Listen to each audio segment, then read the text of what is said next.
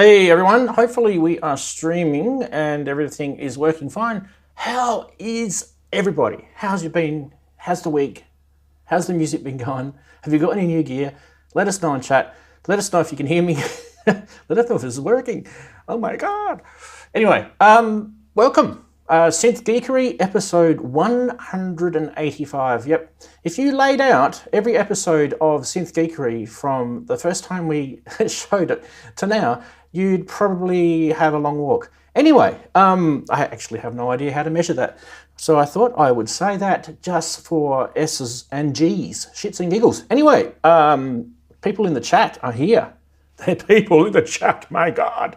Let's have a look at these people in the chat because they're early. It's 8:48 p.m. here in well, dark now, but sunny Perth in Western Australia is where I'm streaming from. And hello to all the West Australians who are in the chat watching, because you guys probably are here for the first time, I think.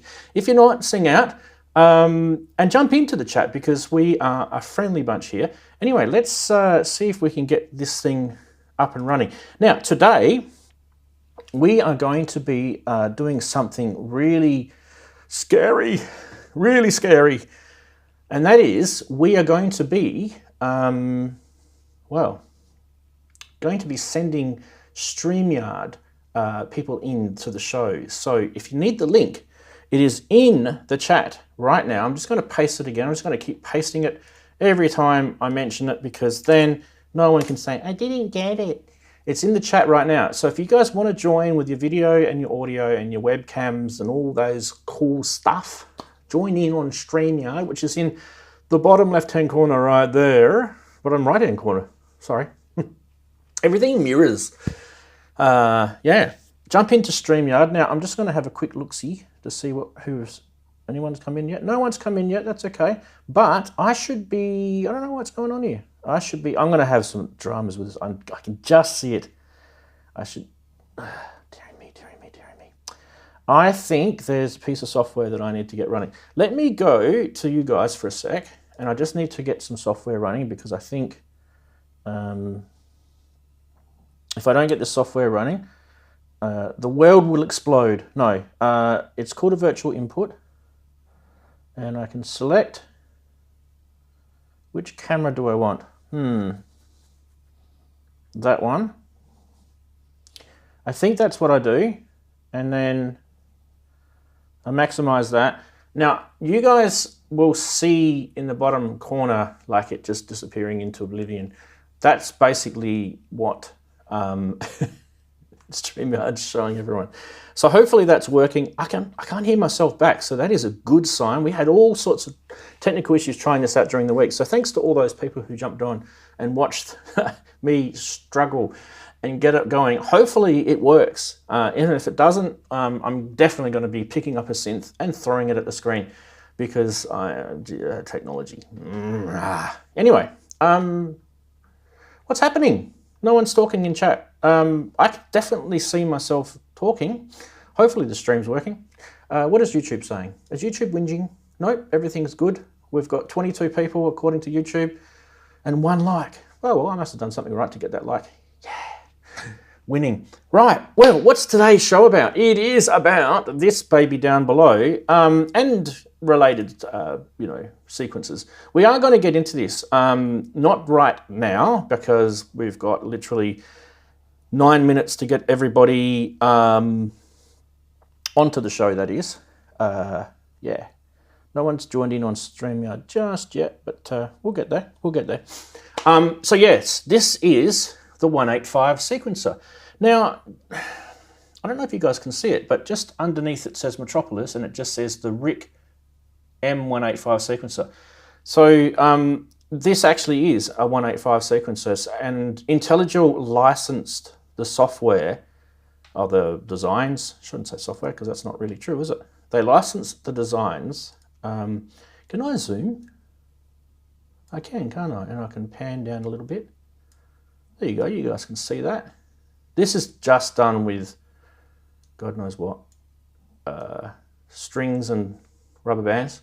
So you guys can see that, the RYK M185. And why are we doing the 185 sequencer because it's episode 185. Why not?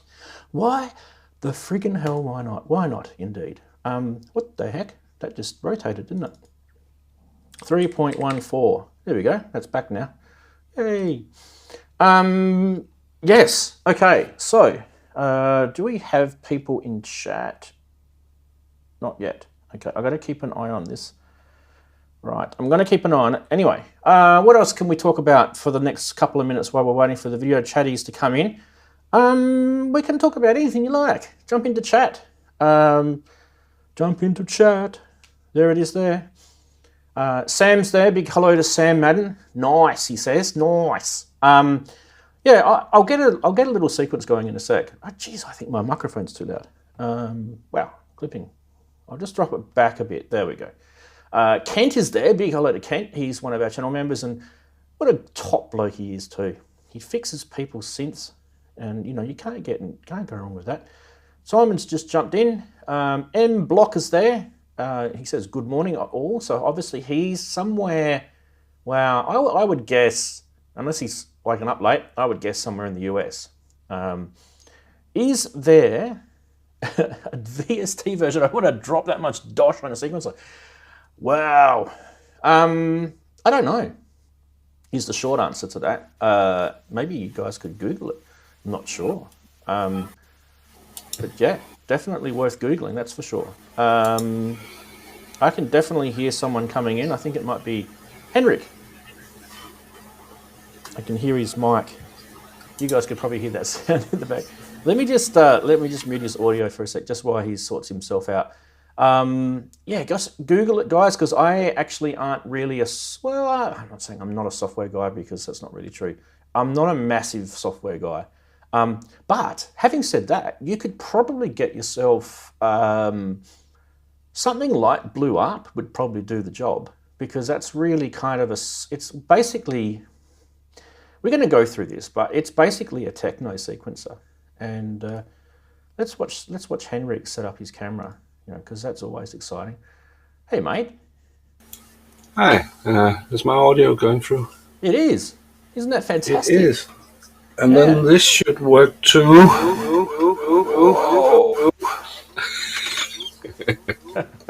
Hey, isn't it weird how I'm inside your studio right now? I'm like this little floating square. Ooh, yeah, I'm inside your studio. It's strange. Just be nice to me, because I'm only small. Now Darren's teleported inside your studio, and I don't know what the hell is going on. What the hell? Darren, how did you get inside?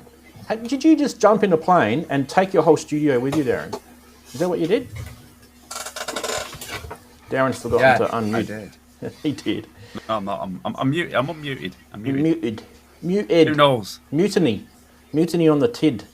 Let's get this button working, and we'll try and get all the. Geez, what are we going to do? We're not going to have NDI anymore. We are going to go to. Darren's going to go to there.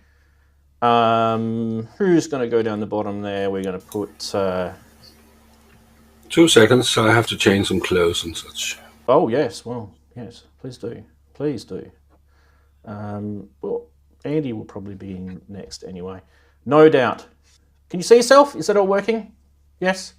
Are you cold or something, mate? Yeah. Yes. It's cold. It's cold there.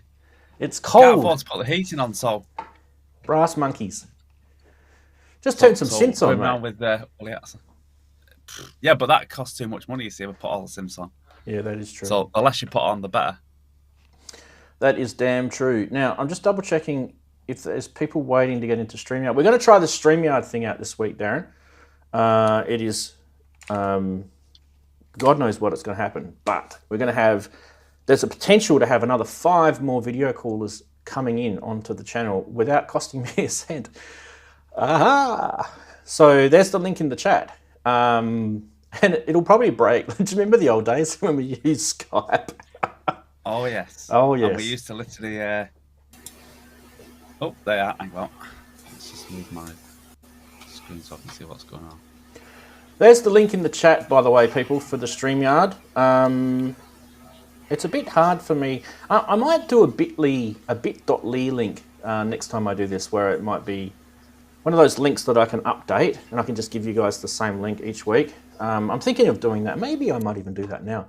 Do I have time? What's the time now? I've got 3 minutes. Ooh. I don't know if I've got time.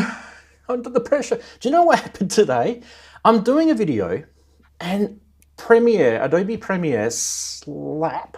Oh, I want to slap it so hard, I'll tell you what. Steam coming out my ears. Crashed. When you go to export, right, and it pops up, it gives you the export settings, and you go to click on, if you don't click on the name of the file, it'll just save it to where you last exported a video. So I'm clicking on the name of the file, hoping it will pop up with a dialog box so that I can go and change the folder and all that sort of stuff. And then it's just like, hello, crickets. And I'm clicking them all over my computer. It's just going ding, ding, ding. It's like, you know, jingle bells. Is this on PC or Mac? This is a PC, yeah. This is on the PC. Yeah. Oh, hello. I want to kill it. I do hate it when you save something and it saves it to somewhere hello, it's not working. Where you last opened. It is, to change it, and you're having a look for it. Okay, yeah. Sorry, I'm late. It was me that got the times dithered. I suddenly thought you did it. Bugger. You did it, did you? Well, I got No, Andy.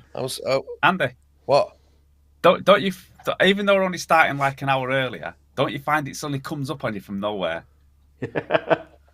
Well, yeah. I mean, I was sitting here in my dressing gown, just titting about on YouTube, and so my hair, as such as it is, sticking up. I've definitely got bedhead on one side, and suddenly this notification pops up. Oh, it's Ranzee live, and I'm going, what? Rush. This is going to be very interesting indeed. Make myself look beautiful for the camera. Hi everybody, by the way. Sorry. Hi Henrik. I want to show you guys something really cool. You ready? There's Kent. Like this? Look at that. There's Kent in the background. Trust me. Oh, okay. Does his audio work though? That's what I want to know. On the wall cam. Is it working? Yes, we can hear you. Yeah. Hello. Hello. Welcome to KSR. Yay, look at that. So that's StreamYard. Sponsored by StreamYard. You've got a duck in the corner. Hey. That is not a problem with those. There is not a problem with those guys. They are cool guys. Now, welcome to synth porn. Yeah. I don't know how I'm going to do this. This is going to be quite interesting. So I've got one more square I could probably squeeze you in up the top there. I guess we could probably do that. Now, that's what I want to know. Where is it coming in under? Oh, dearie me, is it that one? It is that one. Geez, that was a good guess. But the only problem now is you're all over there on the right. It's all right. I can move you. Do you want me to move you a little bit? Where are you? Pan, which way? Hey. The other way. Way. Whoa. It'll probably be about there, and then I'll need to crop that a bit.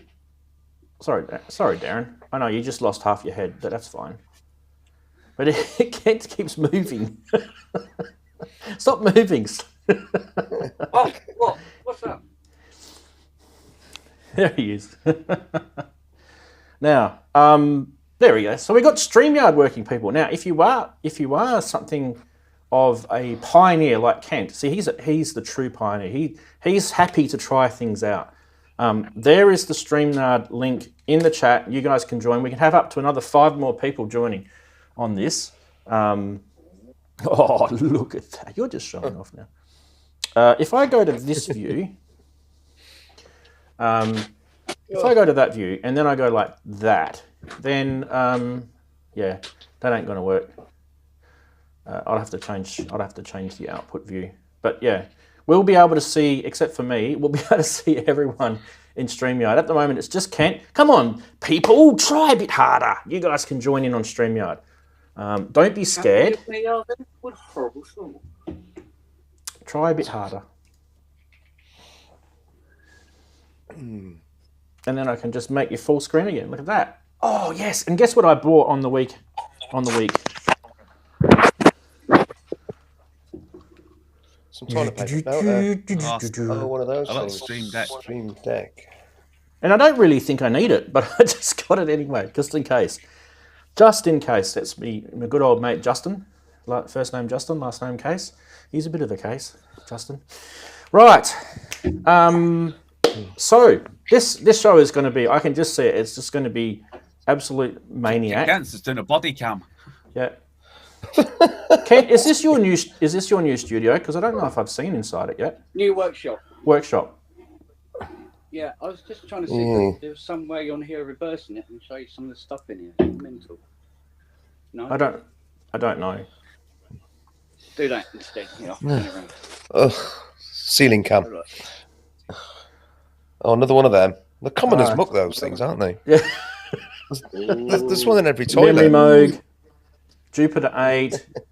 Jeez. But the thing that worries me, Kent, is you're a synth repair guy, right?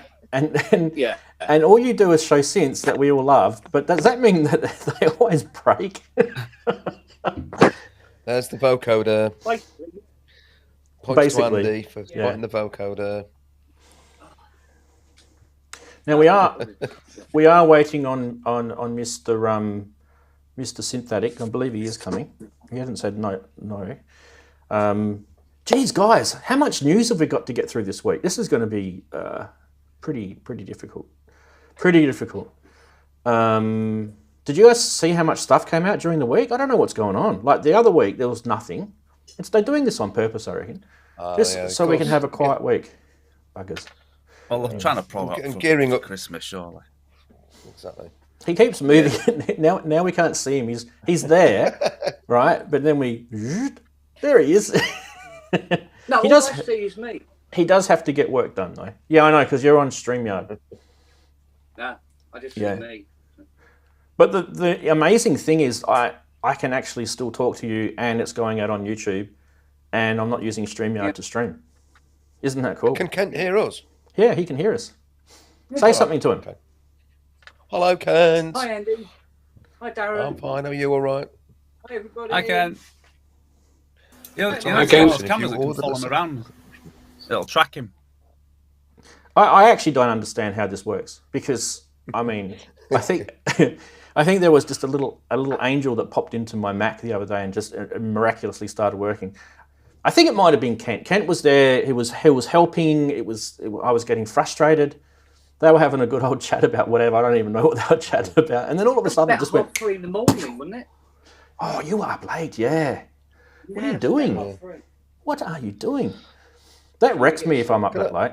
I'm completely knackered for the next day. I can't function. Yeah. Can I ask if we can have a theoretical philosophical discussion now based on Kev Human's question? If you ordered a second-hand groove box from a large national retailer, but they actually sent you a much better, more expensive second-hand groove box, what would you do? Just asking for a friend, as you would. Right. I'd Well, hang on to it. I'd just hang on to What have they sent you on Somebody there? does. I've just. No, it's added- not me. It's Kev Human. He's asking on behalf of a friend. So I'm ordered getting excited. And here, he ordered an MC101 and someone sent him an MC707 or something like that. I'm not quite sure. He didn't say which ones, but I'd keep my gob shut and hang on to it. No, that's all right. I'm getting excited because we've just added Henrik's in twice. wow. He just went. Steve's here. Hello, Steve. Steve! Oh, Steve! Hey, buddy. Let's put him. Let's Steve put and him his up there, remarkable moustache. and then we can go like that, and we can see him in all of his glory. Look at that. Fantastic. Nice to have you, mate. Don't worry. The whole world is looking at you right now. It's all good. Well, all of. Do we need introductions, by the way, just so that we know? Met Steve at an EMOM in Derby. We had a good chat there, and he talked to me about the different cases and things which he'd got for his system. And it's because of Steve that I've got the new case over there, which we can't see now because it's been chopped off, but that's okay. So that was Steve's a major influencer on that. It was his links he sent me, which put me in touch with the guy who made that case, which is proving a wonderful thing. And then we sort of spent the day at Synthfest, didn't we? Just walking around Synthfest and stuff. Me, you, and Dave walking around. So, yeah. Hi again, Steve. Nice to meet you online. Yeah, absolutely. Yeah, I'm just on a business trip at the moment in Bogota, so I've got nothing to mess about with. You're in Bogota. Wow. Yeah, Is that in Brazil? Colombia. It's Colombia? I knew it was Yeah. somewhere around there. Wow. We better not, we You better are not a say long the way obvious, away. we might not get out again. So yeah. Fantastic. Yeah. That's awesome. Now, how do I get everyone back? I press You this can't say button. not widespread there, Hans. Yes, that is true. Well, he doesn't usually hang about that part of the world, though, does he? No. As Andy rightly pointed out, there are, just so everyone knows, there aren't, if we kick Henrik out of the StreamYard, he can stay in there for now, but there are another 1, 2, 3, Yeah. Another if others 3 more want spots. the space, I can check it. Yeah, but we don't need it just now. But there's another 3 spots. If anyone wants it, there is the link. There is the link.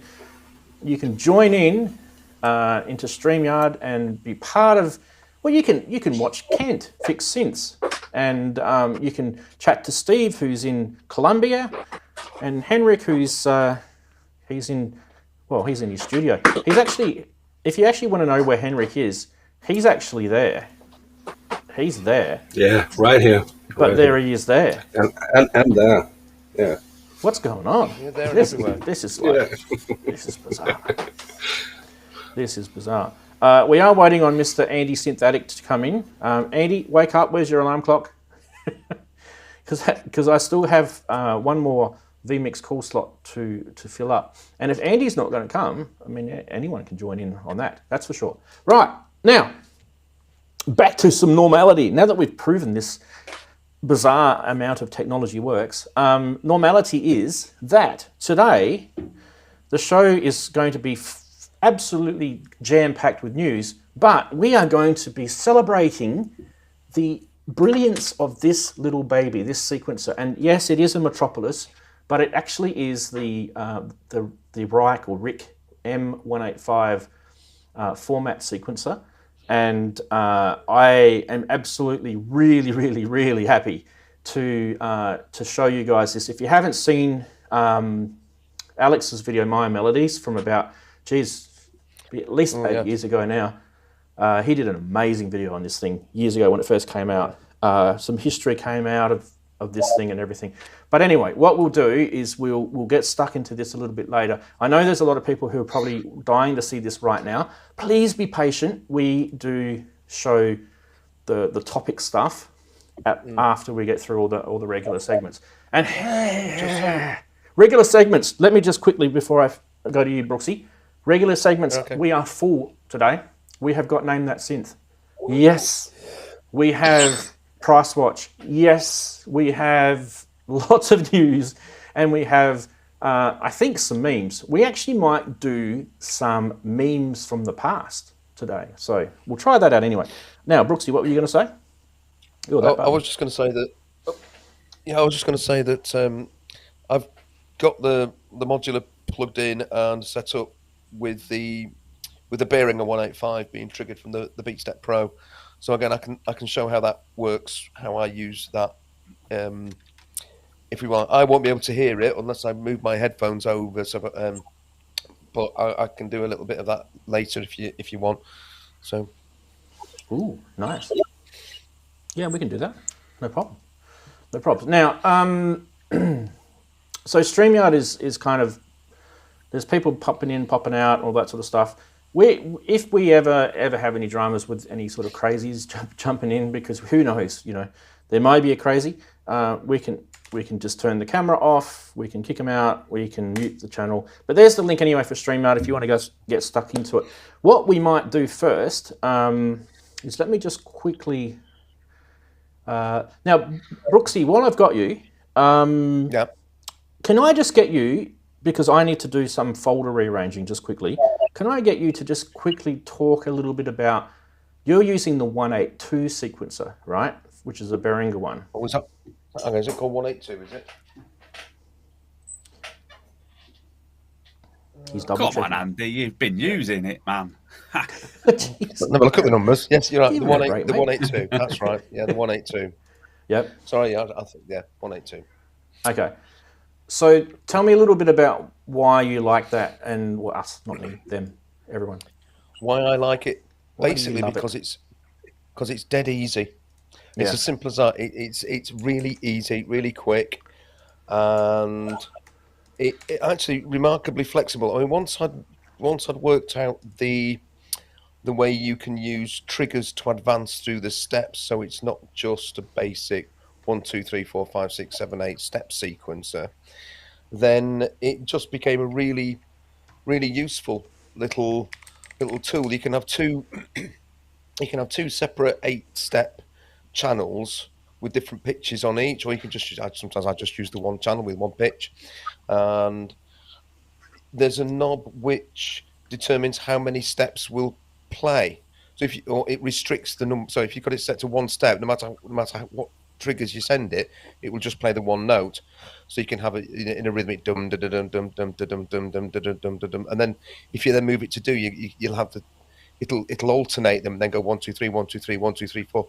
But because you've got the different rhythms, it's always slightly different. It's really flexible. I've just found it a very easy performance tool to use, really. So that's how I've been using it. I've still not quite successfully mastered how to transpose it up and down yet. In theory, I should be able to do that with a control voltage, but I've done it from a precision adder, but I've not yet managed to work out how to do that from a key. It should be easy, but at the minute it's not been up there in my priorities. But it's just very easy to use, and ultimately quite flexible, and also it's cheap too compared to a lot of others because it's a Behringer one, and people will sort of turn their noses up a bit perhaps, but it's I don't just know why.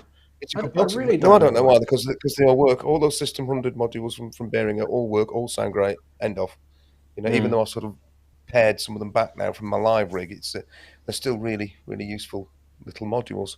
I am looking at other possibilities for further sequencing options within the rack, because at the moment that's really the only sequencer that's in there. Everything else is being sequenced from the BeatStep Pro or the KeyStep, which isn't a problem.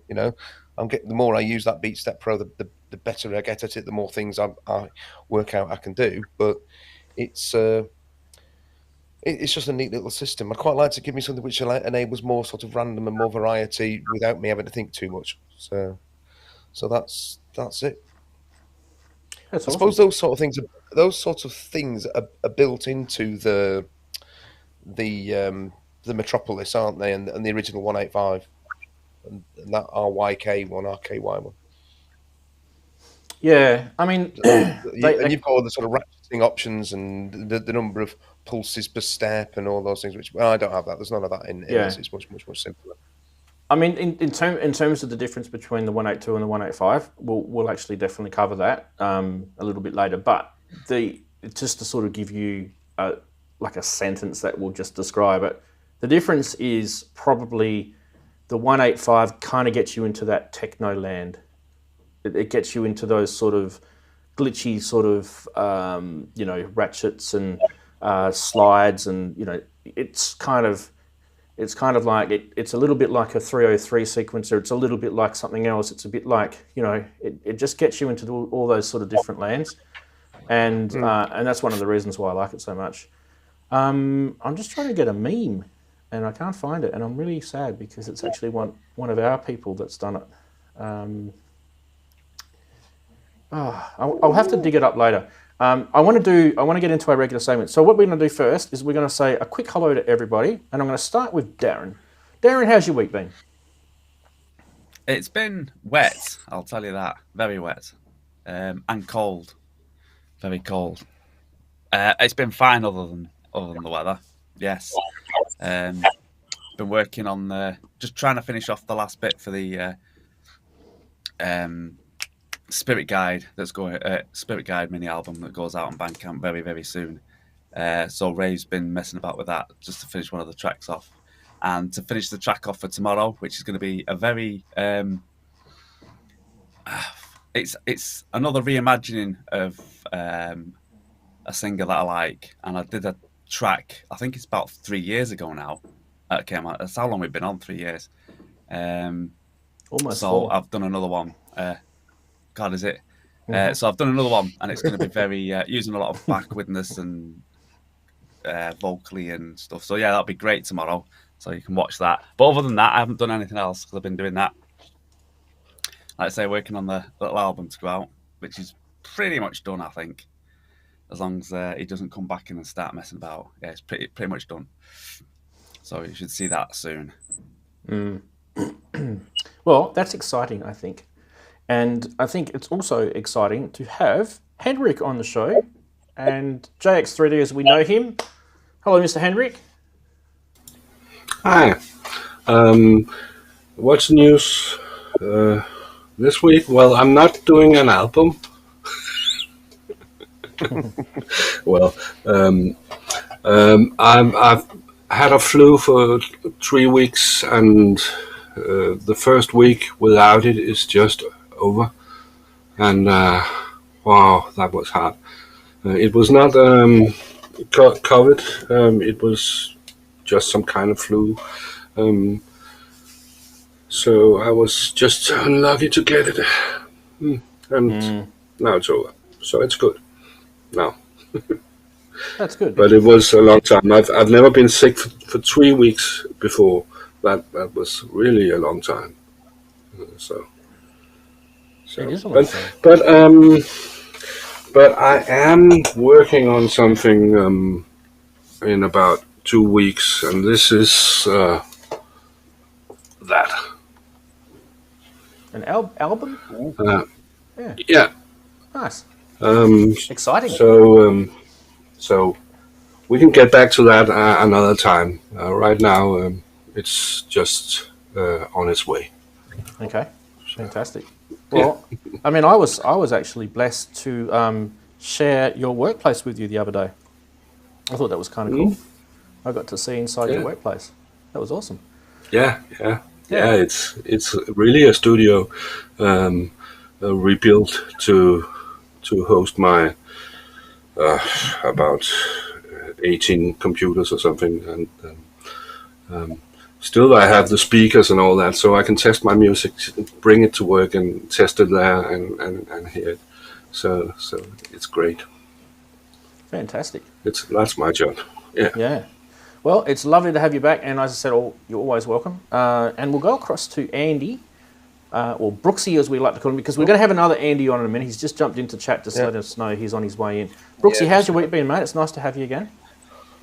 Week, well, look, a bit like Henrik. I've not been particularly well for a while in all sorts of ways, but I had another asthma turn last week and was signed off work for a week from the point when I went in. So that meant me returning to work on Thursday of this week.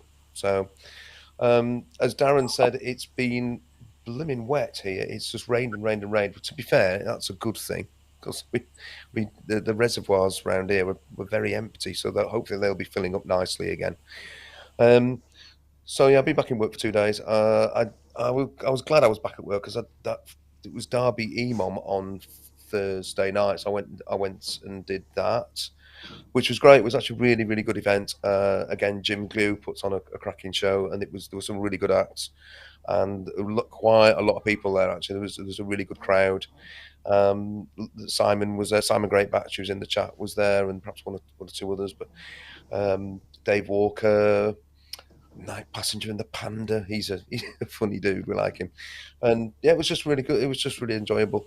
Dave sent me a video from that, and Jim's recorded the whole thing, because they were using a Zoom, whichever, the 20-channel mixer with the recording built in. So he's done a recording of the set. So when I get the recording, the desk recording from Jim, I'll try and sync the audio to the video and then put it up on YouTube. It was a bit of a weird one, because it was strange, because the tuning, the oscillator tuning was all over the place. I didn't get a chance to properly tune them up, so it's a bit wonky, the tuning of this one. But eventually just go sod it, just get on with it and see what happens. So interesting, sort of slight different departure from previous ones. Definitely a lot more of the bitbox in there. Yeah, it's just an enjoyable set. So that's me. Fantastic. And we also, via StreamYard, we have Steve Ward, and I thought we'd give Steve a little hello and a warm welcome. How are you, Steve? All the way from Colombia. Yeah, it's sunny here today. It's been rainy all week, so yeah, it's not been that great. But it was a hellish flight to get out here, but yeah, managed it in the end. So good. Yeah, so been focusing on getting my work done, and I can only stay for about an hour because I have to leave for the office. So fair enough. No problem at all.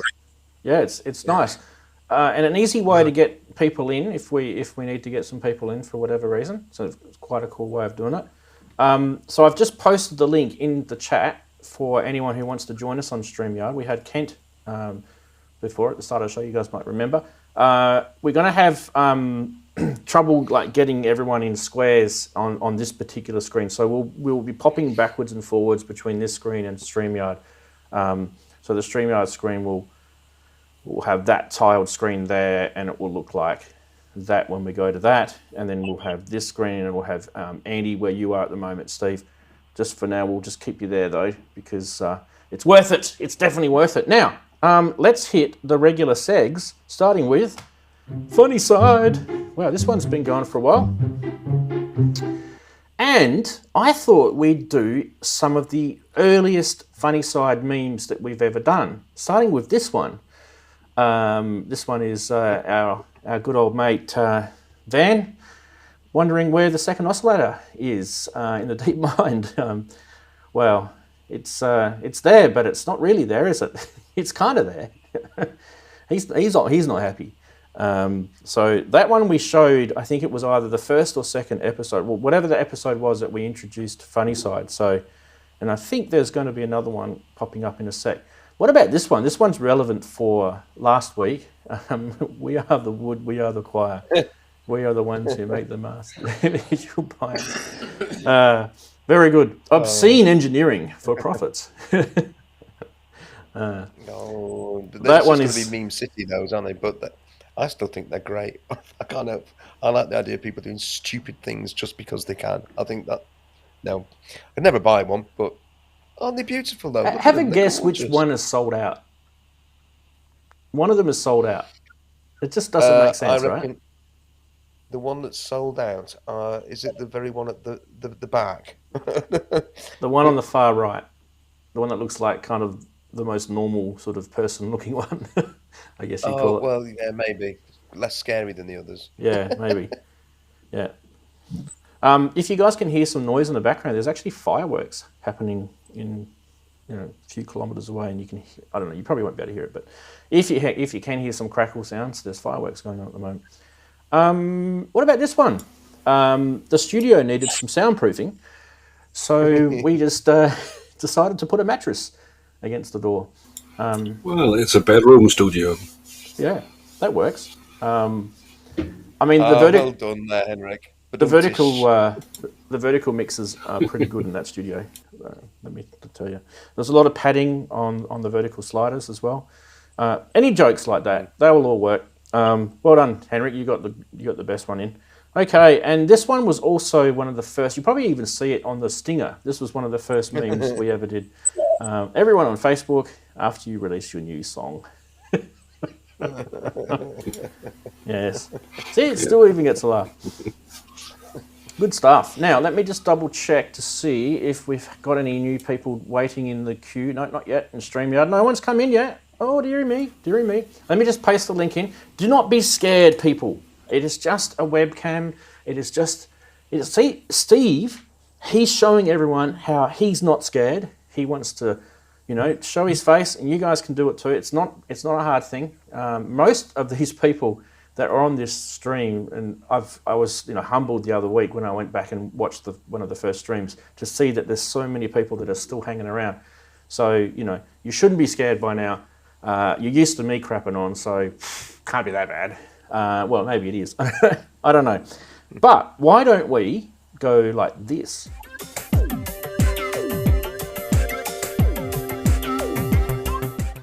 I have absolutely no idea which order these are going to come in today because I usually number them and I just couldn't be bothered.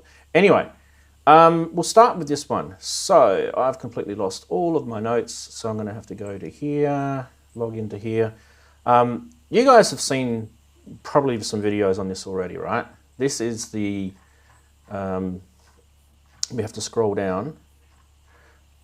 How do you say that, Brooksy? Aodyo, Anyma, Omega.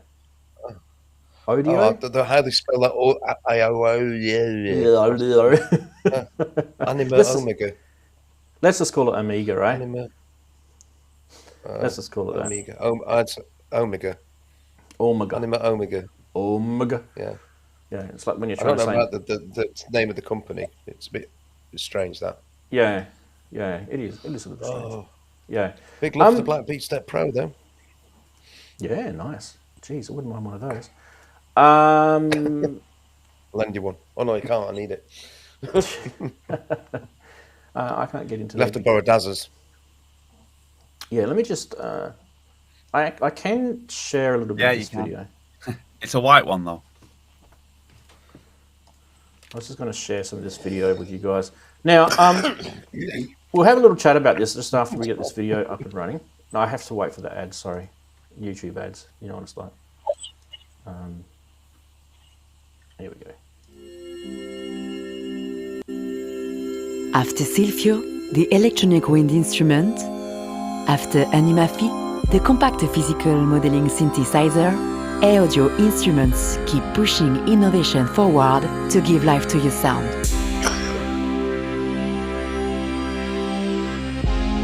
We listened to your feedback and designed a powerful hybrid polyphonic synthesizer.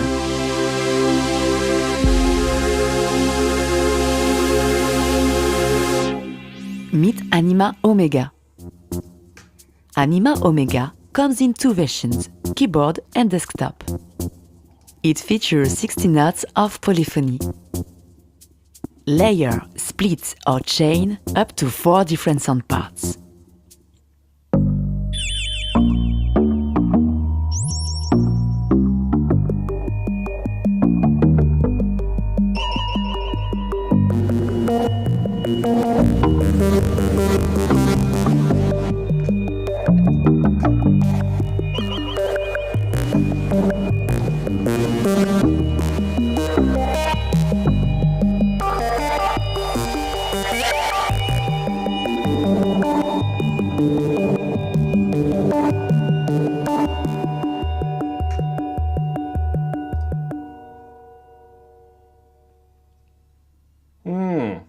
So let's just pause that for a sec. What does everyone think of this machine?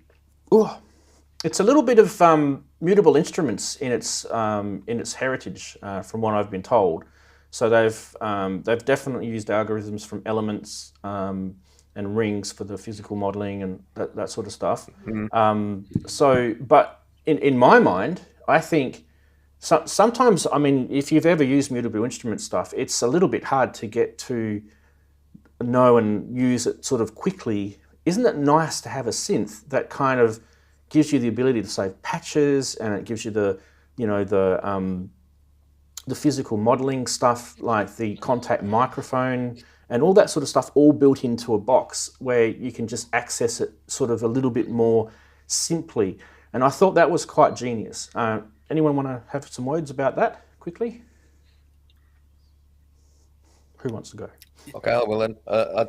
I thought it sounded great from the demos. I could hear definitely the mutable instruments bits, but it'll not be totally that. I mean, they are open source, so they can use them. And if they've consulted Emily, I'm sure that would be amazing too.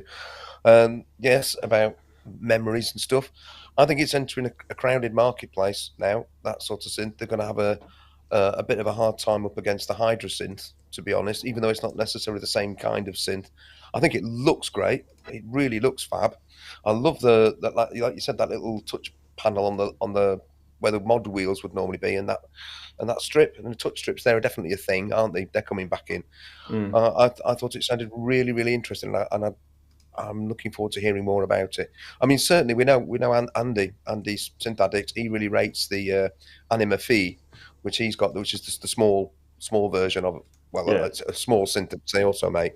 So, and for that reason, I think this is going to be well worthy of attention.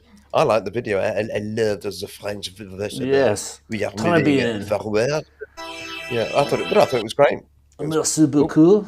Très bien. Yeah, very good. Very good. I think, it says that Ty's ordered one in the chat. I even think Wagyu's ordered one as well. I wouldn't be surprised. No, I think he said it. I think he said so last night. Lady Aptitude. Yeah. Anyway, yeah. So that was why I think I'm looking forward to hearing a lot more about it. Yeah, awesome. What are we looking at? We are looking at various offers with this thing via Kickstarter. So I can bring up the Kickstarter page. There is a whole bunch of... so there's two versions. There's the keyboard version and the desktop version, which I do like. I'm a big fan if you bring out a keyboard version or a desktop version, especially if you're going to bring out a keyboard version that's only like 4 or 5 octaves, because those true keyboardists will like to have a lot more than 4 or 5 octaves, right? So I think we've lost everyone. Yeah. So StreamYard's gone quiet. I'll just paste. I'll keep pasting the link of StreamYard in the chat so people can join us. Steve's just dropped off. That's okay. It was good for him to be on the show anyway. Now, what is next? Nice to see you, Steve. Jump back in if you can. What is next? Next is, okay, we're going to go there, aren't we? Endless processor. Right. Okay, we can definitely go there. Why don't we go there? Yeah, there's only 2 minutes of this, so let's hit this button here. Ooh, what happened to that? Do we not have access to... oh, I don't. That was a bit silly of me. I forgot to turn my camera access on. Here we go. We'll try that button again. Here we go.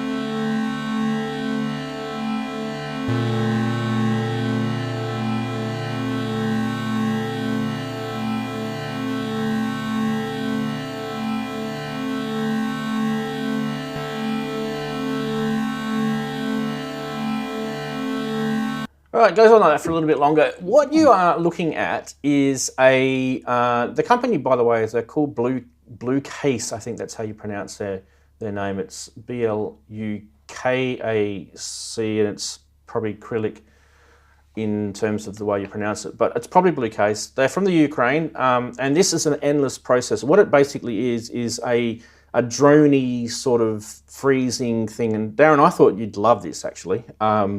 Because it's like a sustainer machine. Yeah, this is up my street. Yeah, and the whole, the actual module itself gives you the ability to actually, I think you can do up to 5 different sort of things, and then you can manipulate within those. So it's kind of like a freeze machine. That sort of stuff. Yeah, I was going to say it's like a freeze machine. It's just freezing, for instance, freezing tails and freezing and freezing.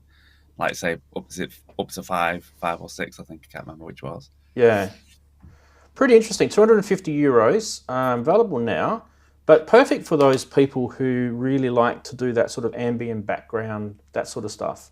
You could feed it anything. You could feed it analog stuff, digital, FM, anything. It would probably not matter. And then you can just kind of manipulate that sort of stuff with that big orange button in the middle, which it's got a pretty decent memory on it too. So yeah, I'm very keen to sort of get my hands on one of these and try one of that. But right now it's not hard. It's not hard for me to sort of budget because we've got Christmas presents and kids and things coming up soon. So probably in the new year, maybe, if that's going to happen for me. Anyone want to make a comment? Nah, you don't need to buy them Christmas presents. Their Christmas present is watching you buy a Christmas present. I think that's an old joke with that one. I'm not going to go there because it's a bit dirty. No. Watching Grandpa sneeze on the Christmas tree. Anyway, we can... Brooksy, I know these things that you're interested in these things. Look at his face. Steve went straight to Andrew. Hello. How does it differ from clouds or Mimeophone or not Mimeophone? What's it? The Morphogene. Those other things that sort of take bits of samples and manipulate them and put. Is it in the same idiom? It must be the same sort of idea.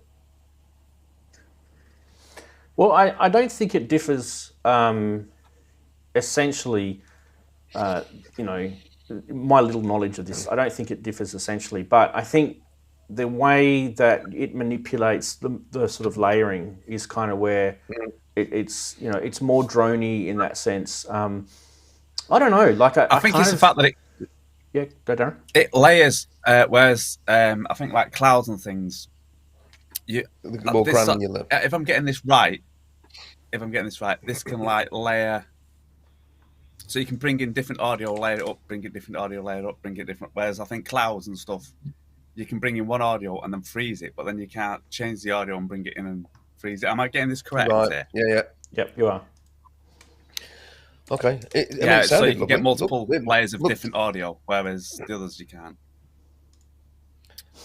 Yeah, but it's the same principle. And it looked fairly simple. Yeah, I thought exactly it looked. I thought it looked simple. The module itself was quite spacious too. So some people whinge about modules being wide and taking up rack space and that sort of stuff, HP. But I think you need to have that room for your hands and fingers to get in there. And it's one of those ones where you're going to have your hands on quite a bit and you're not manipulating. You're not just going to let it go. But the other cool thing about it, if you look at it, there is some CV controls as well with this. So you can put some LFOs and things into some of those controls. And that's where I think some of that will be kind of cool. By the way, just in case you're thinking about Andy Synthetics just joined us. And he's there. There he is. Look at that. Hey, everybody. Hi, Andy. So what we're going to do now is we've got our full gambit in on the video calls, Andy, and we've also got everyone over here on StreamYard. Henrik's on twice because he can be, and Steve's joined us. So we've got. I've just put the link in the chat. If you're watching right now, the StreamYard link is in the chat. Jump in. You guys can be part of the show. We can have up to another. Well, it's probably four callers, I think we could probably squeeze on there. So we could have up to 10 people on the show, all contributing. And this is a good part of the show to contribute because we've got lots of news.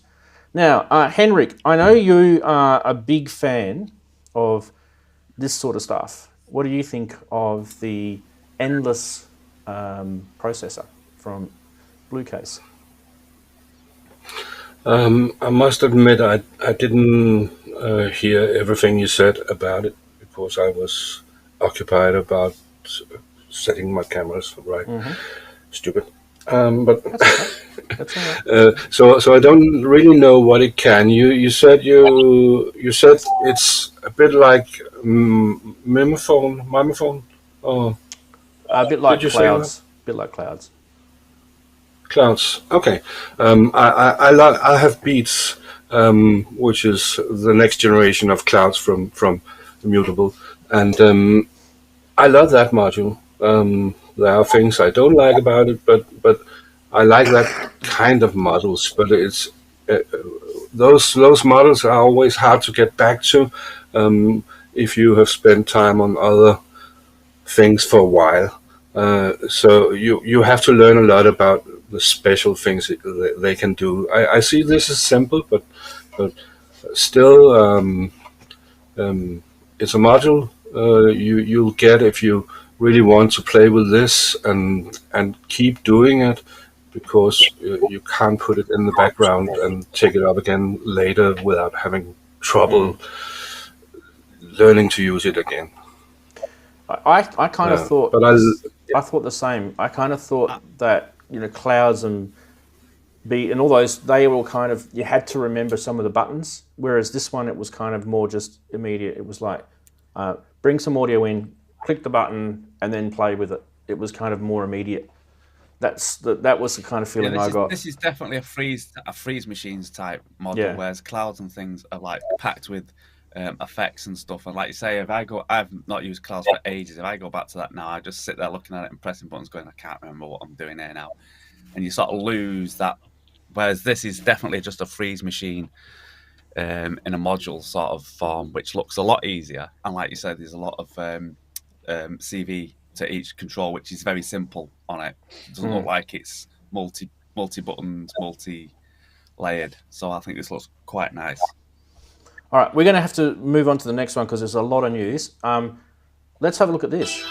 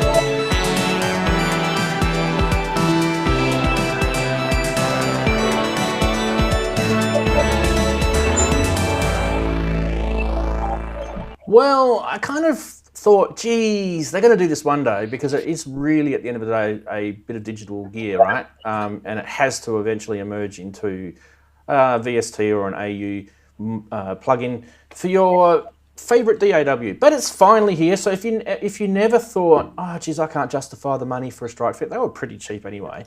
You know, it's a no-brainer. At the moment, I think it's like 33 euros or something crazy to get this. What is it? It is pretty cheap. And have I got a surprise for you? I have got it. Yes. Oh, you bought me one. I've got it. And I did pay for it. So... Shut up, Darren. No, he bought one for Rave Dave. There it is there, everybody, in all of its Yeah, glory. exactly. It's almost perfect. I mean, I've got a Streichfett, so... But there it is there.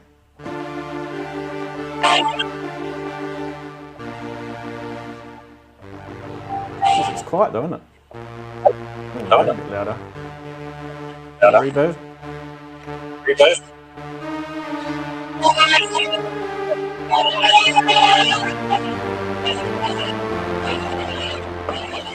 Hello, this is Tingo.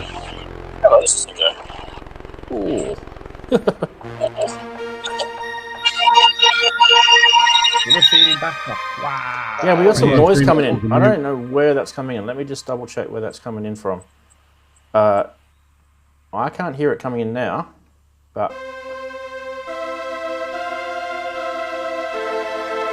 it's gone now.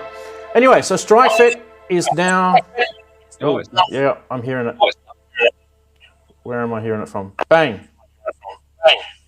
Okay, I'm just going to mute the StreamYard callers just for a sec. I have noticed that Simon's joined us. We'll get Simon in a sec. I don't think it's from StreamYard. Oh, what do you think it's from? I don't think it's from StreamYard because only Steve is unmuted and he didn't have the problem before. So I don't think it's from there. Okay. The Ranzee, the one with the Ranzee text is not muted, but it's the way you run it, right? I can't put it through StreamYard. Yeah, I can't mute that. Anyway, people are looking at my screen. And anyway, so there's the Streichfett. I thought you guys, I don't show a lot of software on the show, but hey, this is one of my favorite pieces of hardware, and now it's a piece of software. Who wants to have a quick word about the Streichfett now being a VST? I'll just say great, because if I've got no room to get a Streichfett, so it's perfect for me. I mean, I know that it wasn't expensive, but like you say, if you've got a small studio and you're filling it up, that's not bad, is it, really? The plug-in. Yeah, it's not bad. Yeah, I think that's good. Yeah, and like you say, it's been out a long time now, so it's not like it's.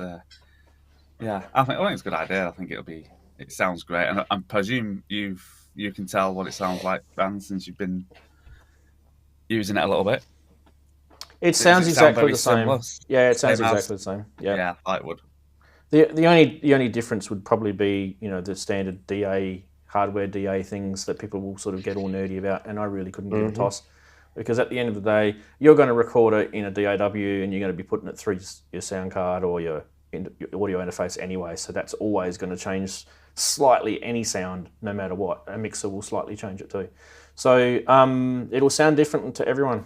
Different headphones, different speakers, it will always sound different. Henry? I like it too. I like it because it's always great to if you have the hardware, it's always great when it comes as a VST. For example, the wave state. I have the wave state and I have the plugin, and sometimes I need to play 3 wave states at the same time, and then I can use the plugin. It's the same patches, so I guess the same goes for this Waldorf plugin. So I think it's a great thing. Also, if you don't have the hardware, of course. Absolutely. Yeah. Yes, indeed. Anyone else? I actually was going to get a Streichfett. Excuse me. Andy. I was going to get a Streichfett, but then after playing the real Selena at Synthplex, I think I'm going to get the Behringer Selena one when it comes out, unless it's already out. It's not out yet. I'll just get this because this is cheap. No, yeah, that's what I figured. Not out yet. So this is cheap, and it's it's not hardware. I still buy plenty of software here and there, so it's kind of as Wagyu was saying, it's a no-brainer for that price. So. Well, that's the thing. Like I was looking at this and I thought to myself, I can route this through my Eurorack now. It's a no-brainer. It's less cabling, less power sources that you need to sort of fiddle about with. It sounds the same. It's got the let's go back to the screen. It's got the 2 parts, just like the other one, the solo and the string. So and you can mute between the 2. So you've got the sorry. My keyboard drawer moved back underneath my desk as I was playing. Nice of that to do that. And then you can.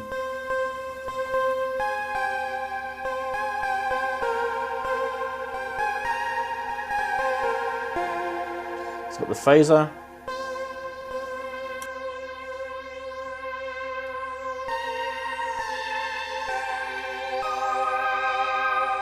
Can be a very ethereal type synth, really. I mean, that's kind of the gist of it. But it does that little solo part. I think it's 8 voice polyphony on the solo part, and the strings. I don't know with the software version, but the string is divided down. If they've done it properly, and they've done it exactly the same as the hardware, it's a proper algorithm that is truly the only or one of the only algorithms that have done proper divide down. So technically it would be full polyphony, whatever you could chuck, if you've got a 88 keyboard, you just like and you'd play every single note. So technically that's what you could do. But the little solo part is only 8. But yeah, anyway. We should another thing I have the Waldorf Blofeld, and it has a bug, will never be fixed. Waldorf has given up on that bug, and it's about syncing the ARP or syncing the delay, everything about syncing MIDI sync. But then they have the Largo VST synth, and it's really a Blofeld, and it syncs perfectly. So sometimes the VSTs are better than the synth, and they can be upgraded not only software-wise, but like if it was hardware, it would not be possible on hardware to get it upgraded like that. So VSTs are sometimes much better than hardware, and in the Blofeld case, the Largo is much better. So yeah. Okay.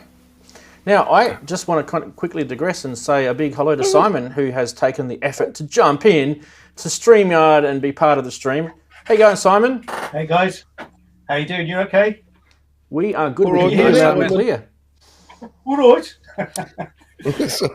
Sorry, I shouldn't do that, should I? I got told off on Thursday night. You're right. Yum yummist. Nice mattresses on the wall there. Very good. Yeah, we showed a meme like that before, didn't we? Those are my homemade bass traps. That's, I'll have you know. Yeah. They're not mattresses. That thing at the back is to block the light out because it's blazing sunshine here today, and without that board on the window, I look like I'm getting close to the sun. Fantastic, Steve. Thanks for coming in on the show. Hope you can hang around. I've just put the link to StreamYard in the chat again, so there's more room for more people to join us, and we've got a few people already in there, so we'll definitely keep them in. I know Steve has popped out and popped in and all that sort of stuff, so we'll get some more people happening. Anyway, we've got to push on with the news because there's more. By the way, those aren't mattresses; they're dog kennels for python heads out there. Wait, stop it. Well, we were talking about paint jobs last week. Peter Ian's not here because he would love this. We're talking about paint jobs last week, aka the Korg mini log getting a paint job. Well, the Kyra now has a superb blue paint job. What did they call it? They called it something blue, didn't they? What was it? It was sea blue. That's right. It's a sea blue. It's reminiscent of some of their older Waldorf gear. What do you guys think of the Kyra looking all bluey? Looks like the JP8000. It does, doesn't it? It's that blue, isn't it? Yeah. Good spot that. Yeah. It's a really nice colour. I think it looks better in that colour than it does with the sort of white cream finish. As long as it costs more, it's good. 1,799 euros, and there's only 200 of these. So jump onto your credit card and tell it to squeeze a bit more money out for you. If you want to buy a Kyra, that is. Now, that's it from Waldorf. I probably agree with you, Brooksy. I probably agree with you. I think it does look better than the white. So, yeah. What about this? Mr. Robin Vincent has been busy bringing out eurorack. Hey, we'll just briefly sort of gloss over this because I've got a lot to get through. But if you guys are wondering what this is, it's a new module from Molten Modular, which is a collaboration between him and Befaco. They've made it for him, basically. It is basically a nice light show. Darren, I thought you'd love this thing because it's all about lights. I was looking at it. I went, yeah. I don't care what it does. Yeah. Just plug it in and light it up and that'll do. And you can bring in three It inputs. can sit at the side of the rack and not actually be used as long as it's lighting up. So it's a little mini mixer. You can bring three inputs out and just have the main out coming out from three. It audio mixes, it attenuates, it does CV attenuation and CV inverse. So it's not an attenuverter in this particular case. It's actually got a proper attenuator and a proper inverse attenuator. So you get the full knob circumference range, which I think was something that annoyed a few people out there in eurorack land. That attenuverters don't get the full 360 range. But yeah, it looks absolutely gorgeous. You could connect out 1 to in2 and then have a attenuator with plus and minus. So you could do it. Don't forget too, it does add up to 10 volts in this as well. So it's a nice way to beef up some of your gear as well. Actually, Desper has one like this without the lights. So yeah, it's similar, but I think it's like the way it mixes and it's slightly different. So the routing is slightly different with the Dope for One. But they give you like a +10. They give you a 5, +5, -5, and a 0 to 5. Yeah, there's a Behringer one that does the same as well, which is based on a System 100. That's sequence, not a sequence, CV tool type module. Does the same thing. Mix. Yeah, yep. But they are kind of different again to this. So Yeah, sure. awesome stuff with him. So well done, Robin. Next, Chord Pilot from Knobula. Now I do have a video lined up for this, so this is going to be cool fun. If I can get it to work. Here we go.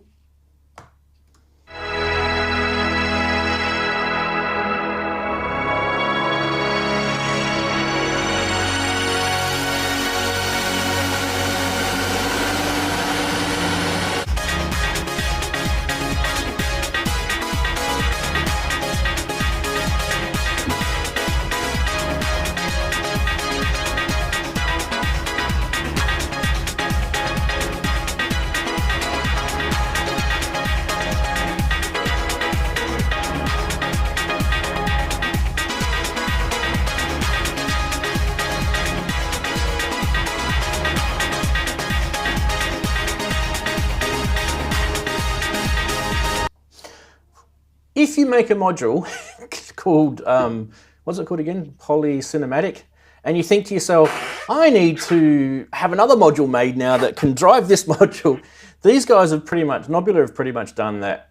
Chord Pilot, what does it remind you of, guys? What does that remind you of when you look at that? Not in Eurorack land, but in desktop hardware modules. Yeah, M3 a bit, but look at the little circular thing up the top. What does that remind you of? Can anyone pick it? No. Cheers for fears. Crickets. It reminds me of the Noodler. I was going to say, you got there before me. All right. Yep. Yeah. Sorry, Brooksy, you're just a bit slow on the uptake. No.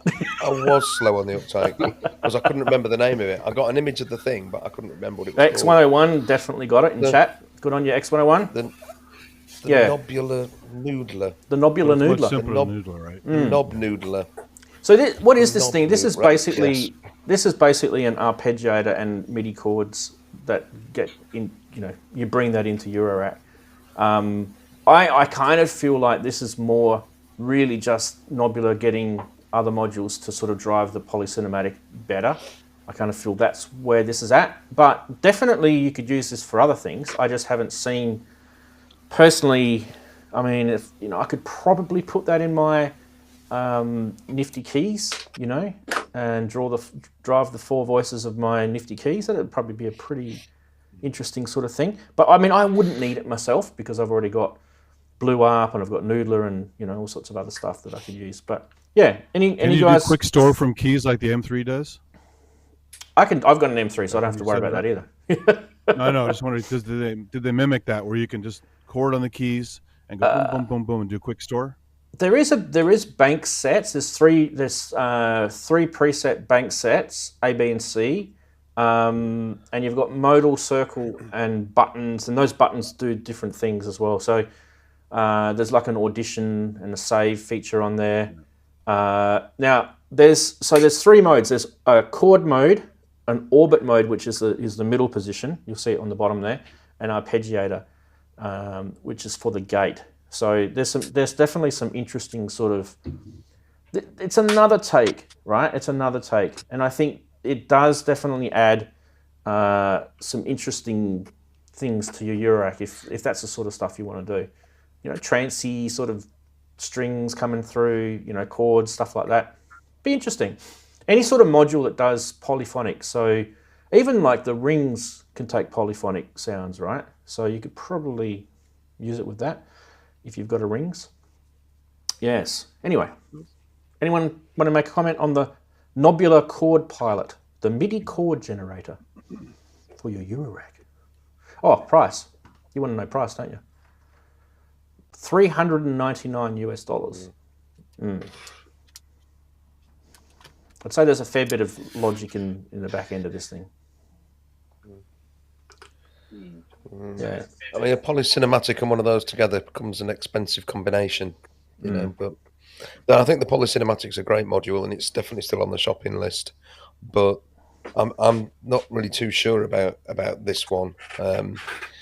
I've seen one. I watched the video, I watched the demo, and was like, yeah, okay.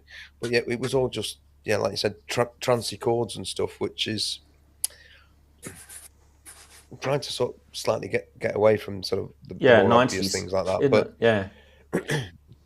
Well, I mean, it's a really creative and interesting thing, but I don't think it'll be on my shopping list for a bit, if ever. Chatties are kind of saying similar things. Like there's lots of stuff out there that does chords. You don't have to go into eurorack and do it. You can do it on things like the JDXi, for example. Who you mentioned? Cresshead's mentioned the J6. The J6, Cresshead. Yeah, so X1L1 wants to kill trance. Yeah. As long as it's shallow, it's good for a skiff for performance. So let's check out our StreamYard people, because we haven't forgotten about them. Simon's still there. Henrik's still on there again. And then hard at work is Kent. He is actually hard at work. You can see him actually playing with stuff. There he is. See? So we do have some people. Now, if you do want to join the StreamYard people, there's the link again. Do not be scared. It is only going to happen during the show. Now, we have more things to show. We have this. Oh, geez, this was an interesting thing. I'm not going to play any videos because the people that have done videos of this got me a strike last time. So I'm not going to play his Krebid video. It was a shit video anyway. No. The Rondo is a string machine from Let it out, Rans. Let it out. Oh, it was crap. Oh, he's it right. was absolutely crap. Right. Go watch it. Go watch it and give him a nice review. It looks like it's based on an iOS app. So basically this thing, from what I can work out, is a iOS app that they've ported to some sort of, who knows what it is, Raspberry Pi or something in the back end. And they've just added MIDI controls on the front. So really it's like it's a vintage soft synth with MIDI controls in a box. Okay, it looks interesting, definitely.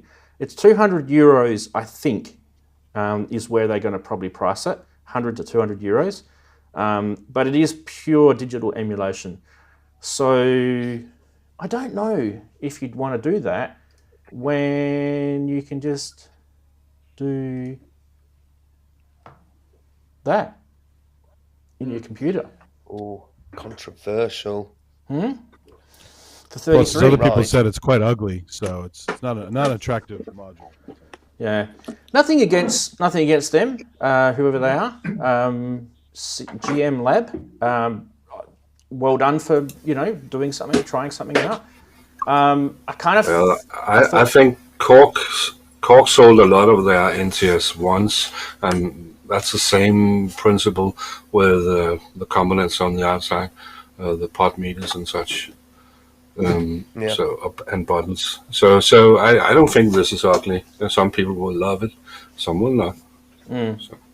Yeah, it is. But it is basically just a controller with a computer underneath, and you can buy a Behringer BCR 2000, plug that into your MacBook and do the same thing with a Streichfett. That could be said of many other hardware synthesizers. That is true. To be honest, really. But digital ones anyway. Yeah. Well, yes, but some digital ones aren't just really just a PC, emulator whacked in underneath with a MIDI controller type interface. Some are actually, like dedicated. They've actually dedicated that hardware to only do the things that the synth is, to do. There's, plenty of electronic engineering examples of why that's important. Like, for example, you don't want to be checking your email while you're playing a synth. Do you know what I mean? Like, it's got stuff running in the background. This is why DDAs and all that stuff too. Yeah. Yep. But yeah, if you're into the Rondo, go for it. There is another picture of it just in case. Not for me though. Sorry guys. I do like string machines though. Oh, but speaking of synthesizers, I mean, goodness me. Oh, Dave Smith, you are an absolute legend. He popped one of these out. Honestly, did we see this thing coming? I mean, obviously there were a few people that saw this thing coming, but geez, let's talk about timing afterwards, right? Because there is definitely very, very good timing on this on behalf of Sequential. But let's watch this first.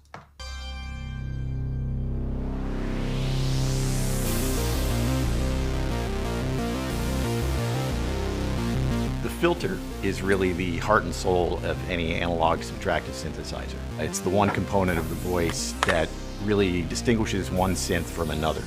So that was the basis and the start of designing the Trigon 6. In the Prophet 6, we created a platform by which there is a what you see is what you hear user interface. There's no menu diving, everything is right there on the panel. Took that a step farther by making the OB6, giving you that character of the SEM filter. It just became kind of obvious the missing piece of the puzzle was the ladder filter, and it just rounds out that trio of instruments really well.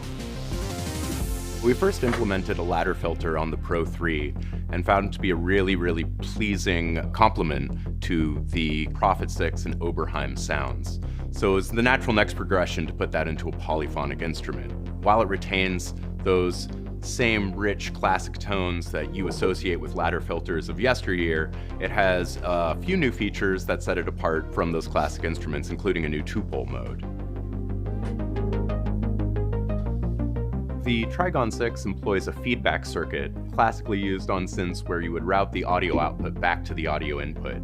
And that can go from a very kind of subtle harmonic richness to full-on audio destruction. So you have a certain tuned aspect to the feedback, and it's wild and chaotic, and you can be just right on the hairy edge of all these new sounds and dial it back, and it'll be creamy and sweet and smooth again. On the other end, we've also employed a filter drive circuit that can give a really interesting kind of growly texture to the sound and gives this very interesting intermodulation distortion that's very unique. The Trigon 6 has 3 discrete analog oscillators, VCOs, that, given all the modulation capabilities of our synths, especially with polymod, allows you to do things with pulse width modulation, say with 3 oscillators, that gives you a lot of motion to the sound and gives you a complexity and a depth of sound. It's got this big, deep space, so you can have very simple things going on. A single instrument that's pleasant and not overwhelming, kind of thick and juicy in this very interesting, compelling way. Users of the Prophet 6 and OB6 will feel instantly at home with the Trigon 6 and recognize it as a unique tone and new addition to their sonic palette, really enabling their creativity and inspiration in new music. This instrument will lead you to new places and give you a new understanding of what you're trying to express. The Trigon 6 was really a passion project for Dave Smith. He was really able to focus on the instrument as a lover of synthesis, an engineer. It's a fitting bookend to his legacy and completes this trinity of these classic sounds from classic designers of the past 50, 60, 70 years. Amazing people with amazing ideas that changed the world of music.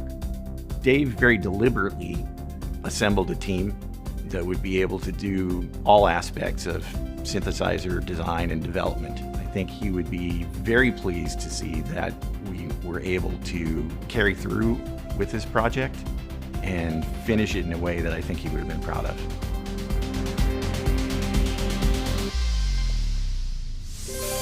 Wow. If that doesn't inspire you, I have no idea how to help you. That is a pretty awesome sounding synthesizer. By the way, Moog were on the phone. They were just giving me a call just to say, we want our synth back. But other than that, I thought people will probably look at this and go, the price of this thing versus a memory Moog versus something vintage, and they're just going to go, this is definitely going to be priced in a better land. It's $399. Sorry, $3,999, 4,000 you might as well say. What's a memory Moog? They're 5 or 6, I think. So they're a little bit more expensive. Moog 1. Sorry, Moog 1, yeah. Sorry, I'm still stuck in the 80s. I think memory Moogs are a good deal more expensive. Yeah. They were lost in the 80s. I'm actually interested to know if Kent knows anything about the Trigon. Kent, do you know what oscillators are in the Trigon? No, I would assume the Curtis. Yeah, that would be the assumption, wouldn't it? Yeah, because that'd be the cheap option. Yeah. So they're not going to be like discrete circuit oscillators like the Moogers have done. I wouldn't have thought so, no. But maybe, I mean, in the video they were showing voice boards, so they were they were packed full of ICs though. So I mean, you know, who knows? You'd have to have a sort of closer look at that. Someone in the chat might know.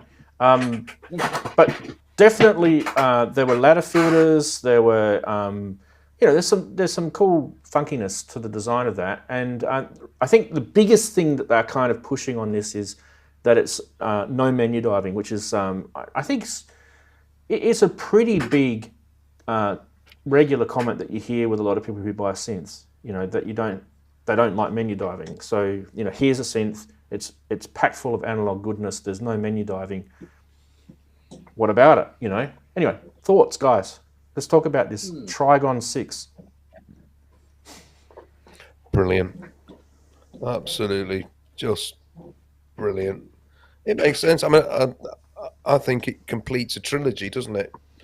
It gives you've got the Prophet 6 doing the Prophet, you've got the OB6 doing the Oberheim thing, and now you've got this, which is essentially pretty much inspired by the Memory Moog, really. And there you've got the three American greats in this nice 4-octave format, which some people will grumble about. If you don't want that, if you don't like it, you get a Rev 2 or a Prophet 5, I suppose. But I think it looks amazing. I think it sounds amazing, and the last true Dave Smith synth, just brilliant. Just brilliant. I mean, I had no idea about this at all. You know, I thought the OBXA was going to be the last sort of great Dave Smith thing, but then this has just snuck out, and I'm going, yeah, look at that. I think it's brilliant. Really, really, really can't wait to have a go on one of these. I think it'll be stunning. Yeah. I love the name. Yeah, the name is awesome.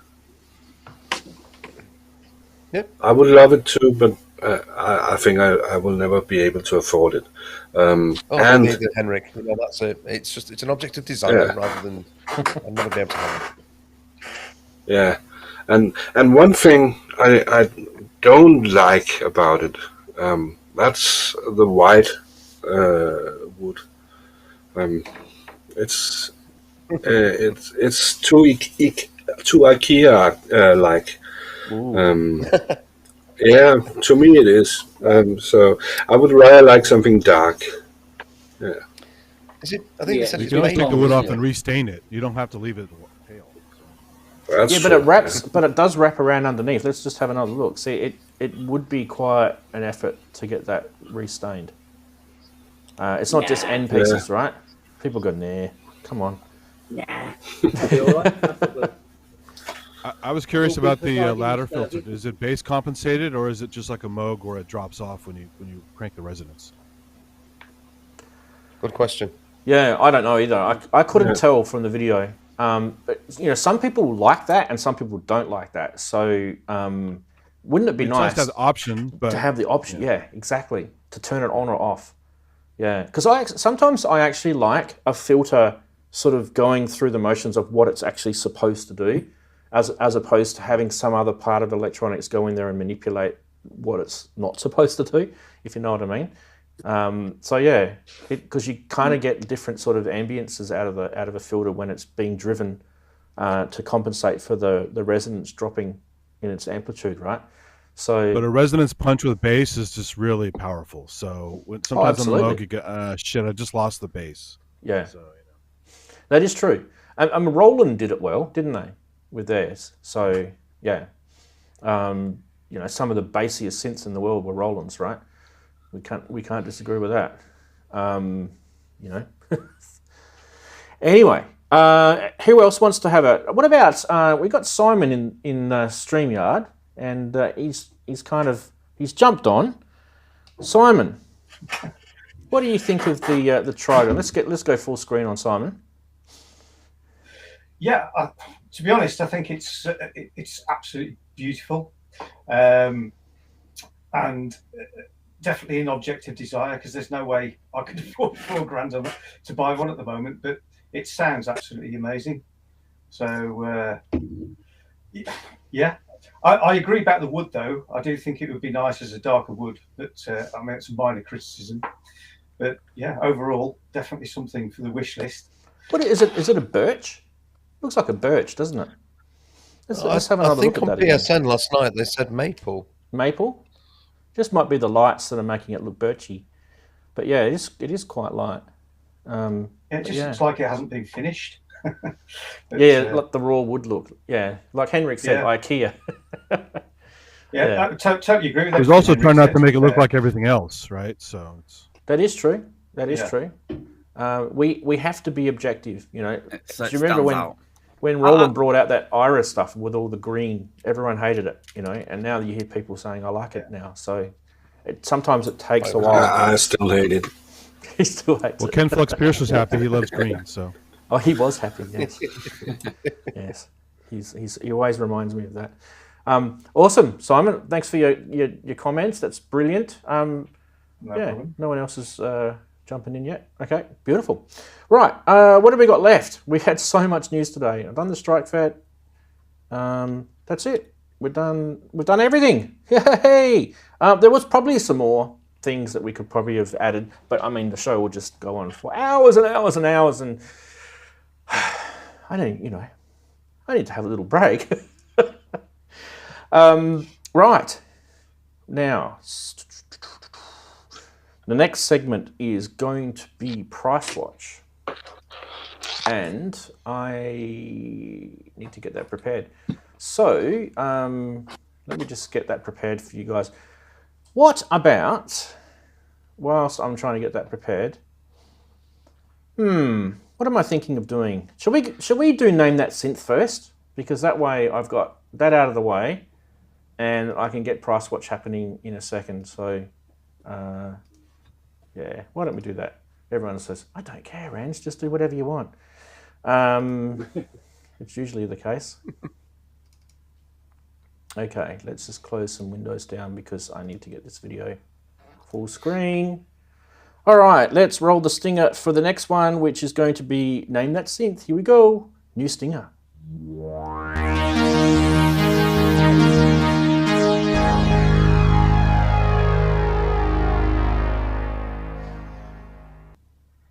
Yep, absolutely, and a new stinger. And also, I've tied up a few things with this segment too, because it's quite a difficult segment, as you guys probably know, to do videos for. So what I wanted to do is I kind of wanted to make it a bit easier for everyone concerned who wants to be part of the Name That segment.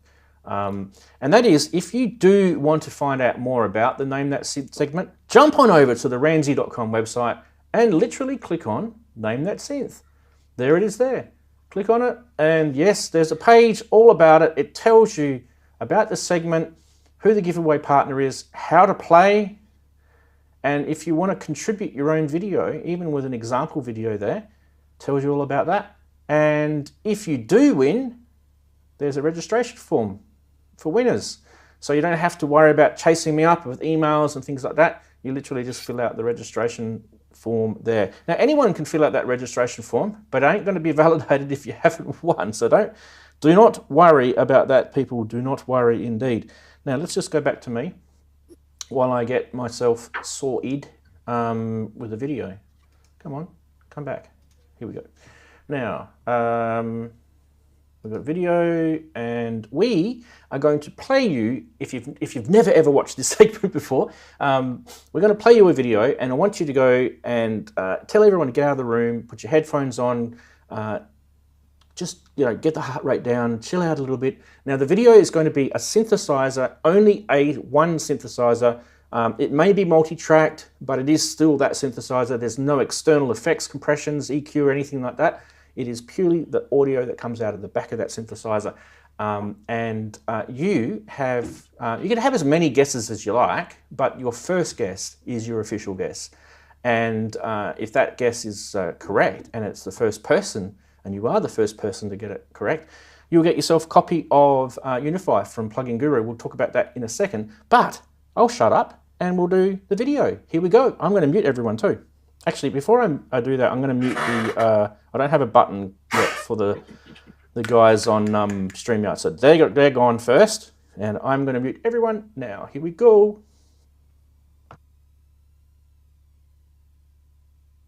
Three, two, one, go.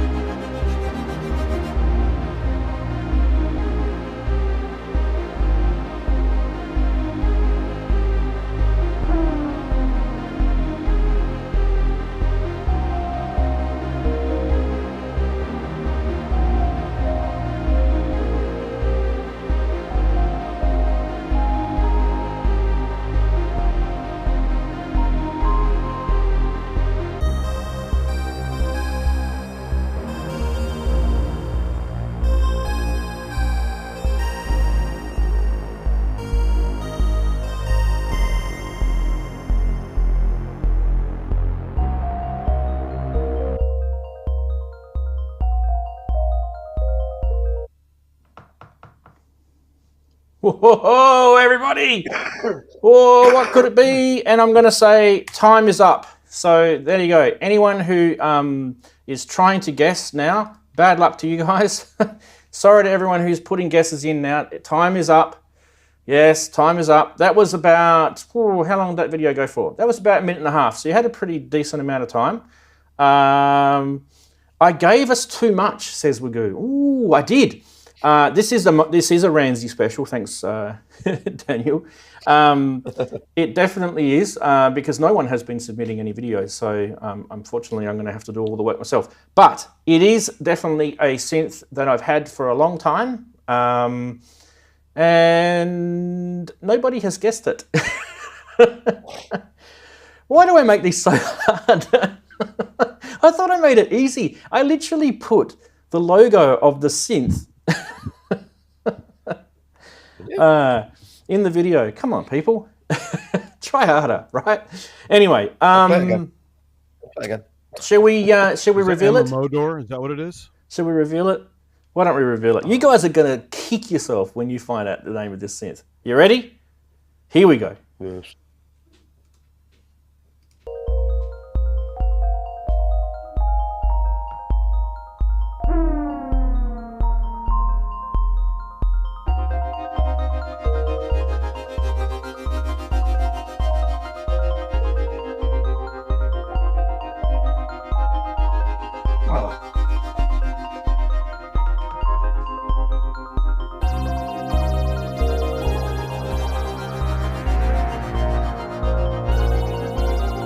Wow, you even stumped Wagoo. Yeah, I had that thing. I didn't guess it.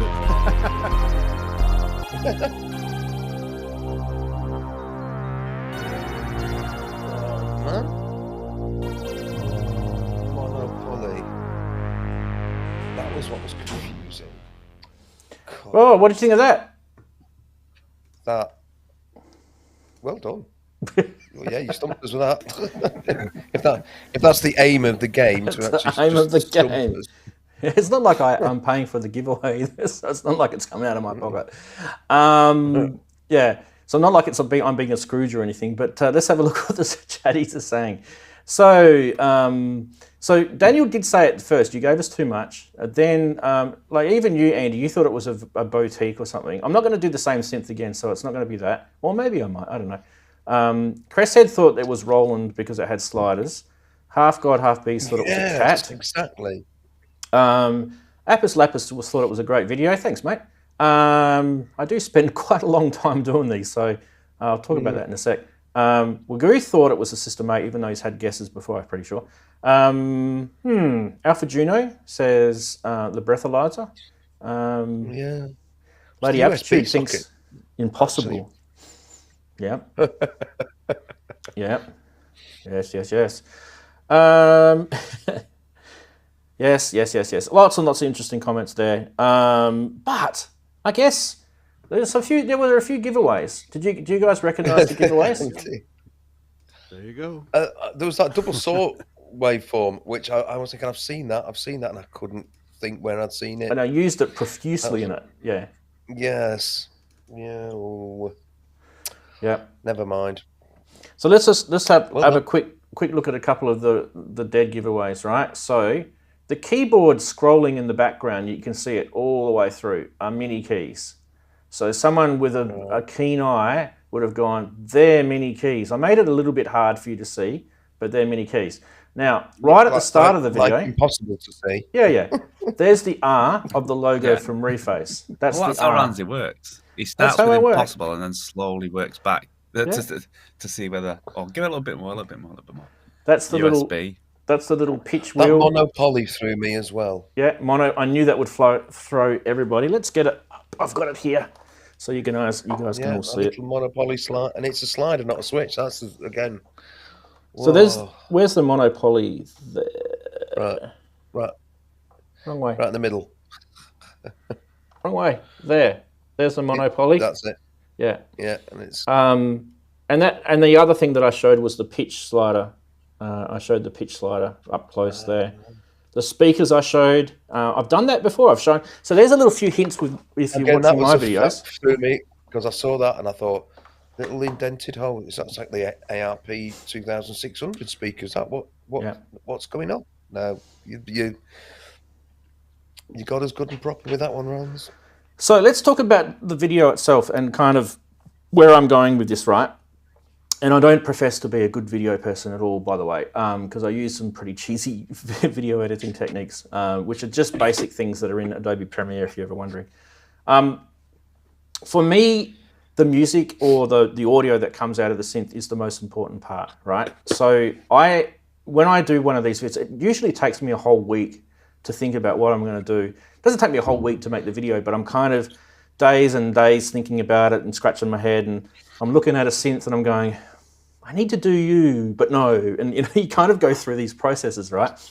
Well, when I thought about this synth, I thought to myself, what is the essence of the Reface CS? Because really it's a digital synth that was quite modern, but it's trying to be an old vintage sort of Yamaha sound, right? That's kind of the essence of it. So when I did the music, I wanted the music to sound a little bit 70s and 80s, in its essence, because they're the sounds that you kind of get out of this thing. And that's kind of, if that gives you guys any sort of idea when you're doing, if you're going to do one of these videos for the segment, maybe go along that line. Try and bring out the essence of what you love about that synth. For me, the biggest thing, there's many things. They're actually a really cool little synth, by the way. They're so immediately hands-on, like bang. And there's no way to, well, there is a way to save patches, but it's not really that easy to save patches on this thing. So literally it's like without those stupid SoundMondo's easy. Yeah.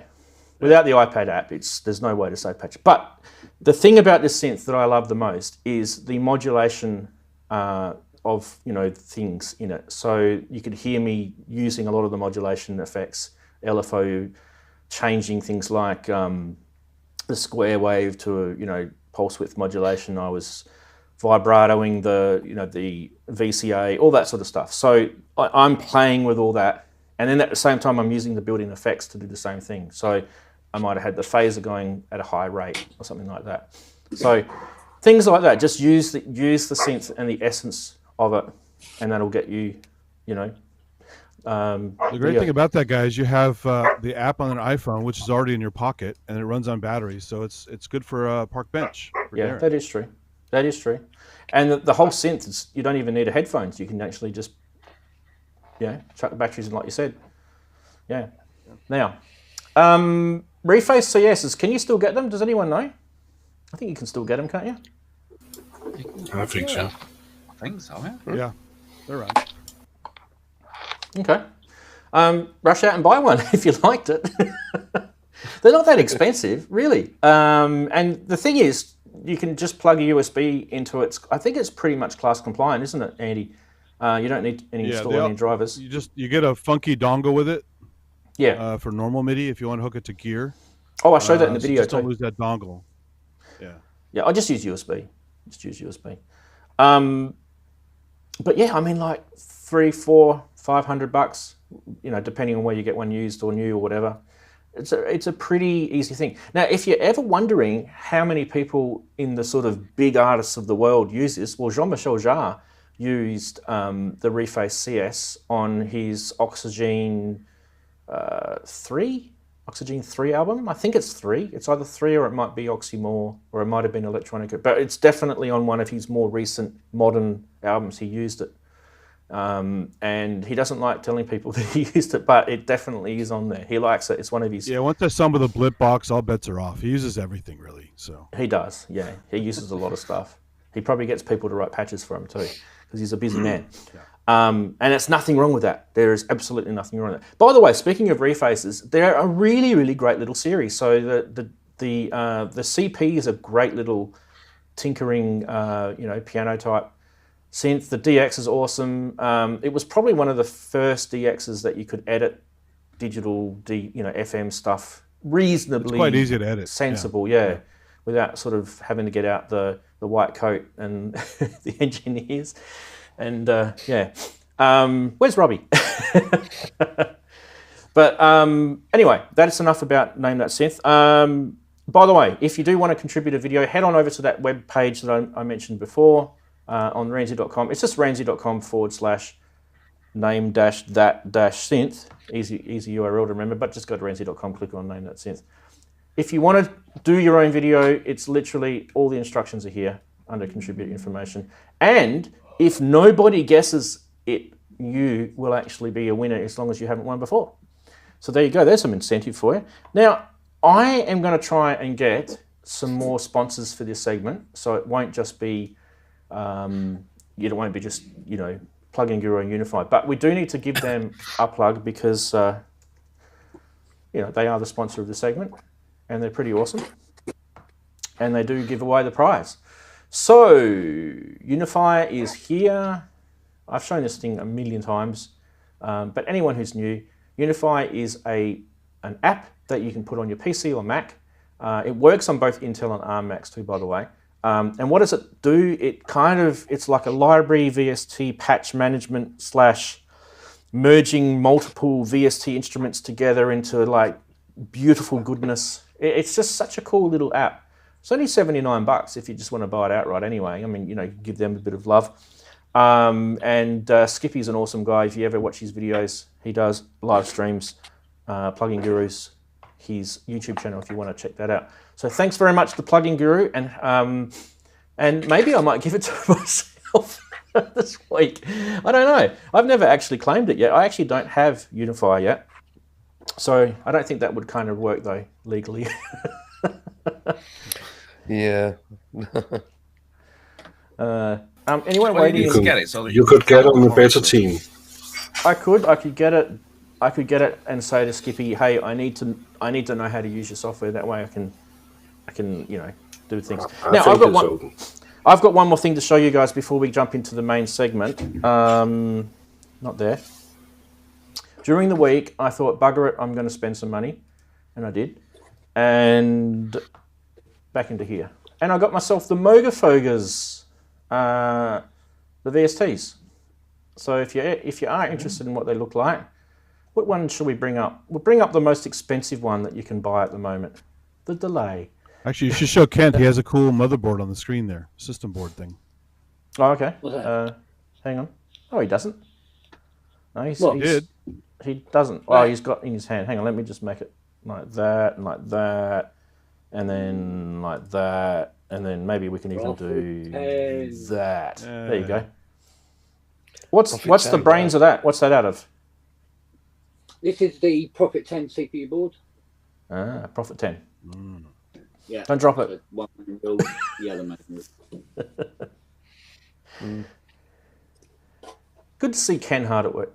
Kent is very hard working and he's doing lots of stuff whilst he's pretending to enjoy our show. Poor guy. Feel sorry Pretending to work while I'm enjoying the show. Okay, we'll give that to him. More like it. Anyway, so Moga Fogas are there. There's all of them. You get 7. So you get the filter, you get the ring mod. Isn't that cool?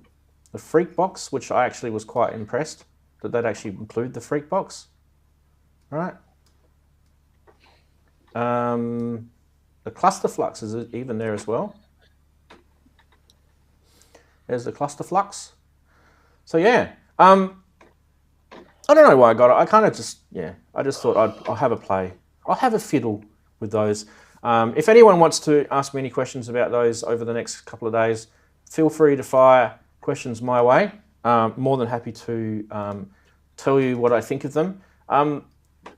Probably, I don't know, maybe this is not a bad idea because the Streichfett doesn't have a filter, right?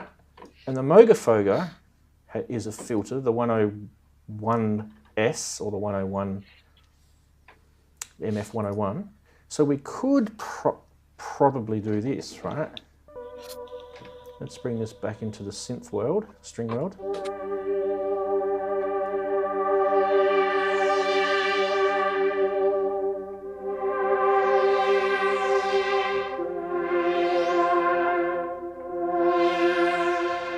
Let's take all the effects off, so it's just the sound.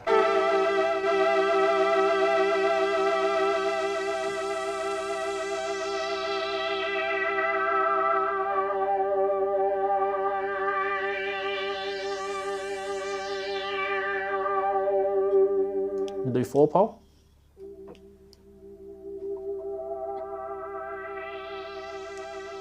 There's your drop there, Annie, so it did have the drop in it. Yeah.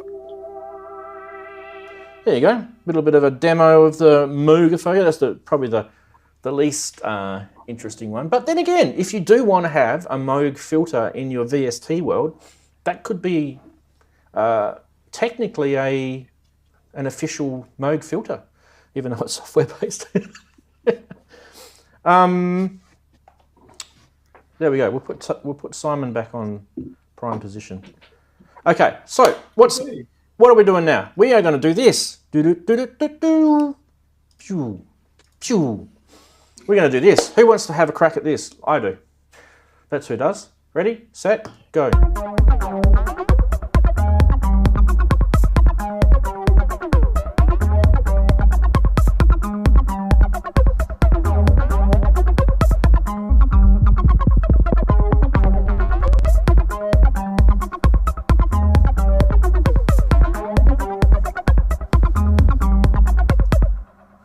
What is so cool about this sequencer and why is this sequencer one of my favorite sequencers ever made is because of these really fancy little switches that you can see here.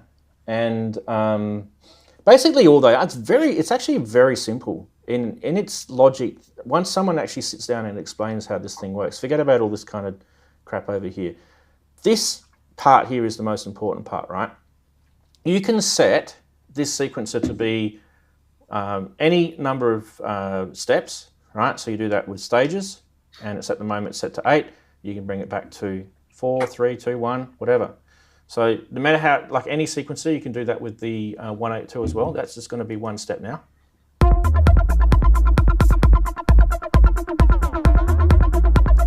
Let's go to 4. 2, 3,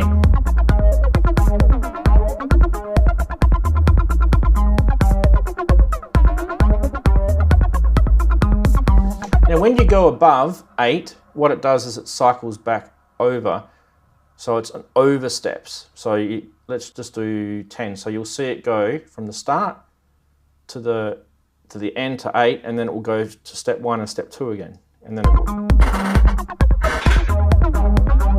See that? Clever. So that's what Stages does. But anyway, we don't need to worry about that. Now let's talk about these switches. So you can see here, I've got this set to. If I just actually make this on one stage, you'll see I can change this now.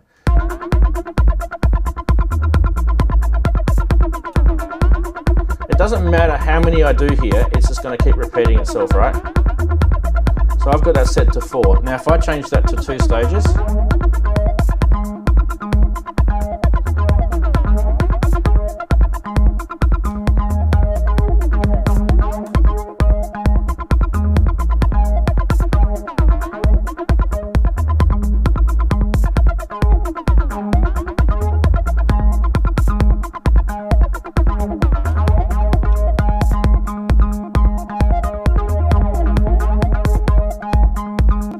sometimes the VCA doesn't like to play games with you, but that's how you change how many pulses in each step. So that will count based on the time clock, how many times that step is going to fire as a gate, right?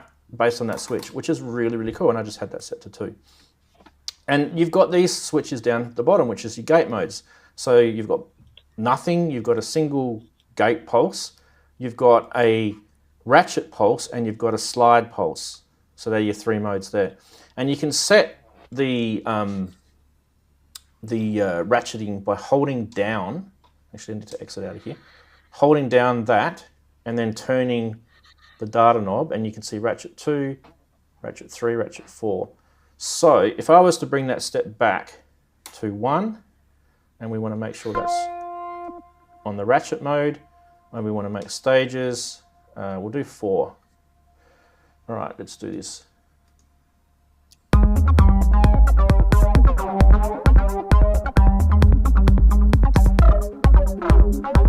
There you go. There's your ratcheting.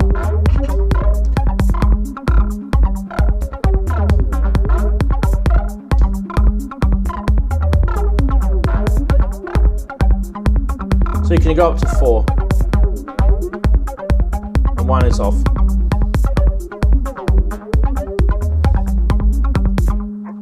Right.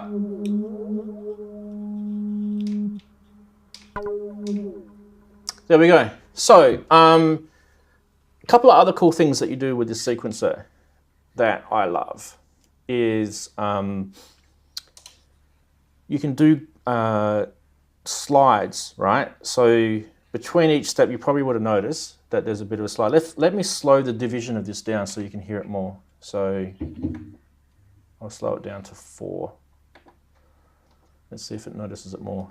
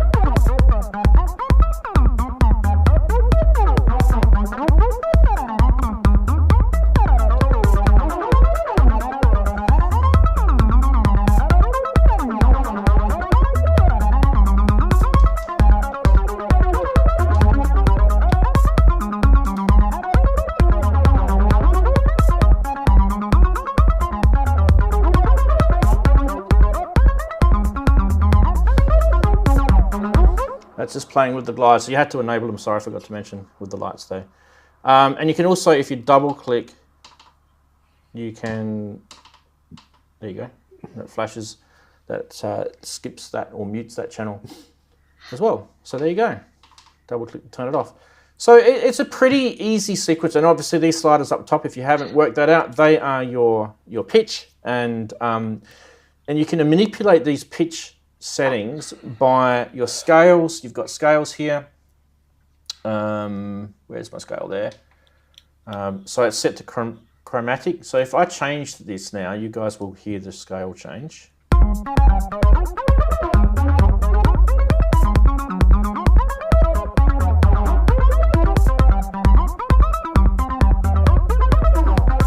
immediately changed how that quantized the notes based on the scale. So that's always handy. You also have a root note that you can configure, and you can configure it to any root note, right? And another thing that you can do with this is you've got two attenuated aux connections. And so with aux A, if you hold down that, you can actually set these to do different volt per octaves, and basically you can manipulate with anything. You can have an LFO going there, you could have a CV keyboard coming in there. I've got a little keyboard going in there at the moment. And I can technically transpose this. Now, I never seem to be able to get this thing to work properly, but let's see if I can give it a go. It's on transpose, so I've got the key step below me here. Let's try it.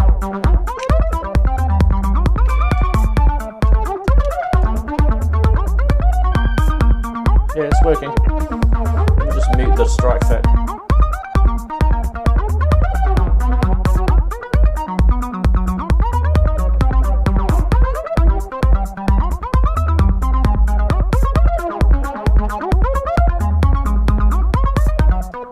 So that's what you can do with this this sequencer, and there's a million other things you can do with it in terms of the way this works, in terms of like melodic stuff, right? And I'm just showing you one particular patch that I've got running on this.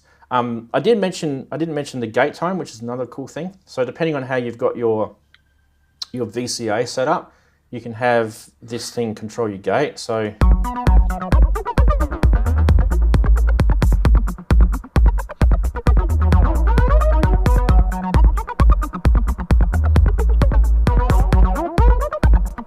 very immediate. Be nice if that was CV controlled. Now, by the way, while I mentioned this sequencer, there is a new one out called the Metropolis. It came out about a year ago, maybe a little bit less than that. And it does offer a few more new features than this. Plus, it's a 2-track sequencer, or technically 3-track, but 2-track. So this thing's been superseded. This thing's been out for about 8 years, by the way. Now, I want to show you this. There was a guy on Aussie Wigglers who posted this literally tonight, probably because he saw my show. That is what the original RIC 185 sequencer looks like, that you use for your System 100. That's what this is based on. So obviously I can't show you that because I haven't got one, but lucky for that guy on Aussie Wigglers, he does. He's got 2. Or unless he's just showing someone on the photo on the net, I'm not sure. But anyway, that's what that looks like. Let's go to you guys to ask some questions about the 185. I mean, yeah, I did set the topic for the show, but it is a pretty cool, in my mind, a pretty cool sequencer. I know, Brooksy, you're going to have some comments. Yeah, I actually was sitting there really enjoying just watching you do that and show how easy it is, because actually I did watch that Mile of Melodies video way back, and it was one of those key videos of inspiring the idea of eurorack in my head. Yep. And I've watched it a couple of times since, but again, that's just refreshed my memory that actually it's really quite easy and immediate. You can definitely do things very quickly, which I can't do with this one over here. You know, I just couldn't. It won't go in that area. So yeah, tempting. It is a bloody big thing, and I kept going over and looking at the rack and thinking, yeah. How many HP is it, Ranzee? Let's go on to Modular Grid and find out. I forget. It's pretty wide. 40 something. It's pretty big. Darren, you've got one still, haven't you? Yeah, I've still got mine. Yes. Is it? I do want to go to you in a sec, Darren, because I know, you know, that you're definitely going to have some comments about this. So just hold off in a sec. But where is it? Metropolis. Where'd you go? M. Oh, is it not called the Metropolis in here? What are they calling it? Metropolis, surely. Oh, it's weird. It is 34 HP. 34 HP. Yep. It's been discontinued, by the way. So if you are looking to buy one of these, they don't make them. They obviously make the Metropolis now, which is the same thing. It's the same thing. It's just got more features on it. Now, Darren, I want to go to you in a sec because I do want to talk to you about what because you've had yours longer than me, actually.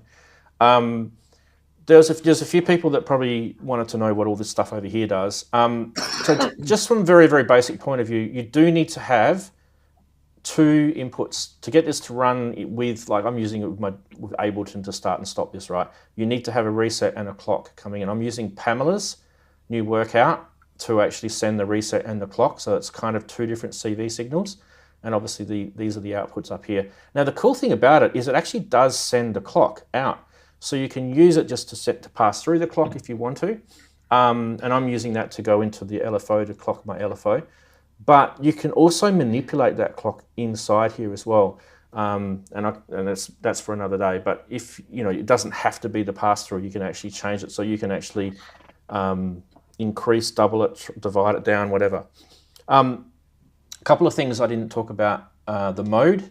So you've got forward, reverse. So the sequence forward, the sequence runs that way. Reverse, it runs that way. Then you've got ping, which is backwards and forwards, right? Then you've got Bornean, which is kind of like this,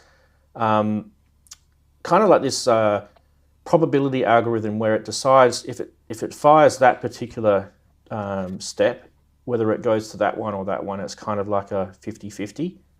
So it's kind of interesting. It does this kind of bouncy stuff. I'll show you that in a sec. And then the random. Yeah, you want to play that one, Ranz, because I use those 2 modes. Yeah, well, I used to use those 2 modes, I'll say, because I've not played with it for a while. But they're cool. Let's give that a whirl, hey? Shall we do that? Yeah, go on, give that a whirl. Here we go. Yeah.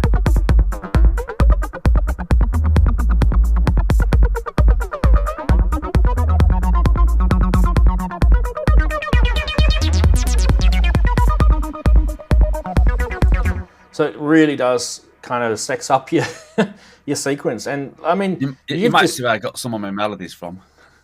Yeah, absolutely. I mean, this thing is really an instant techno, melody maker. That's what it is. And I've just got a single oscillator and a single filter, and obviously some effects in the background. So there's nothing special happening out the back of this.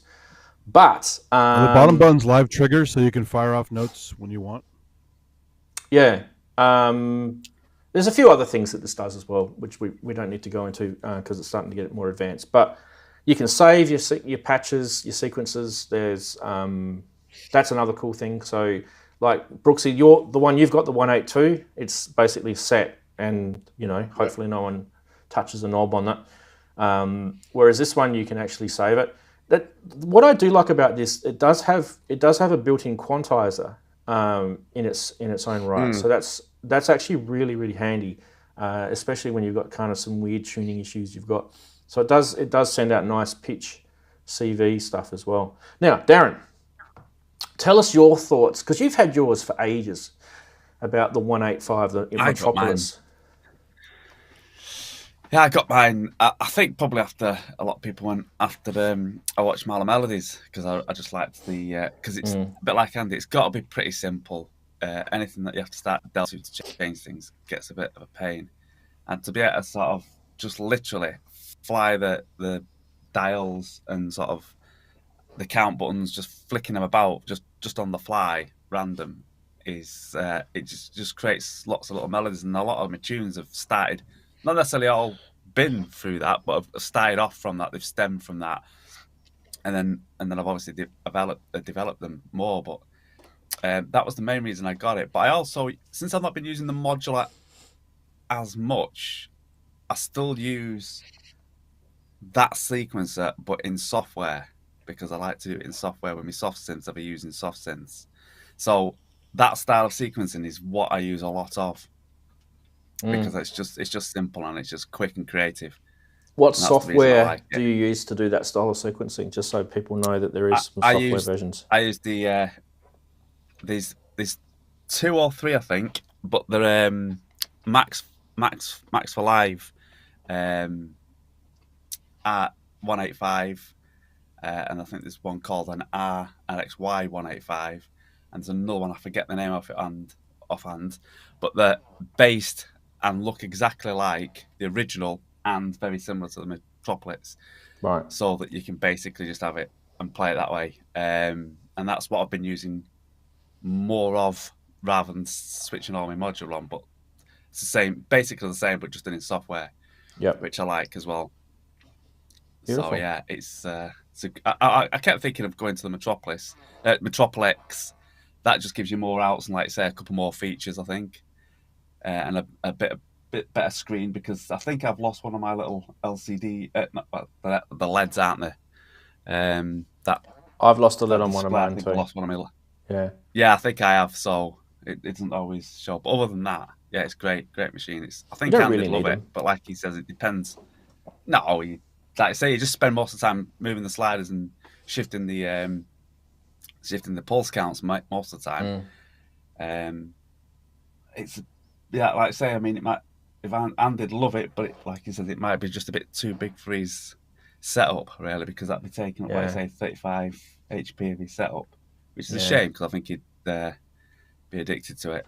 I think the Metropolis might be bigger, actually. I think it's a bit bigger, isn't it? Yeah, because they've got a bigger screen and slightly pushed it to the side. Oh no, it's 34 HP. It's 34. Is it? All right. Same size then. Yeah. Yeah, that's actually really good. It's got an OLED. OLED. Not cheap though. No, it's not. It's over $1,000, but it's got a What are they saying? It's here. It's $1,000 for me. That is. It's 579. Yeah, it's recording. I was gonna say it's just under 600, I think. But it does have the OLED display, because you've got your three. I should go back to us. You've got your three.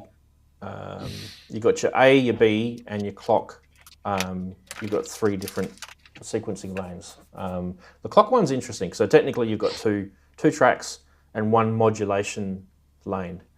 So it kind of. I know someone said to me once that they thought the Metropolis took a little bit of sort of idea, not necessarily copying, but a little bit of an idea from the variegate and the voltage block, and they brought that in because they're a really good alternative eurorack sequencer. If you don't want to go down this range, you want to go down a different range.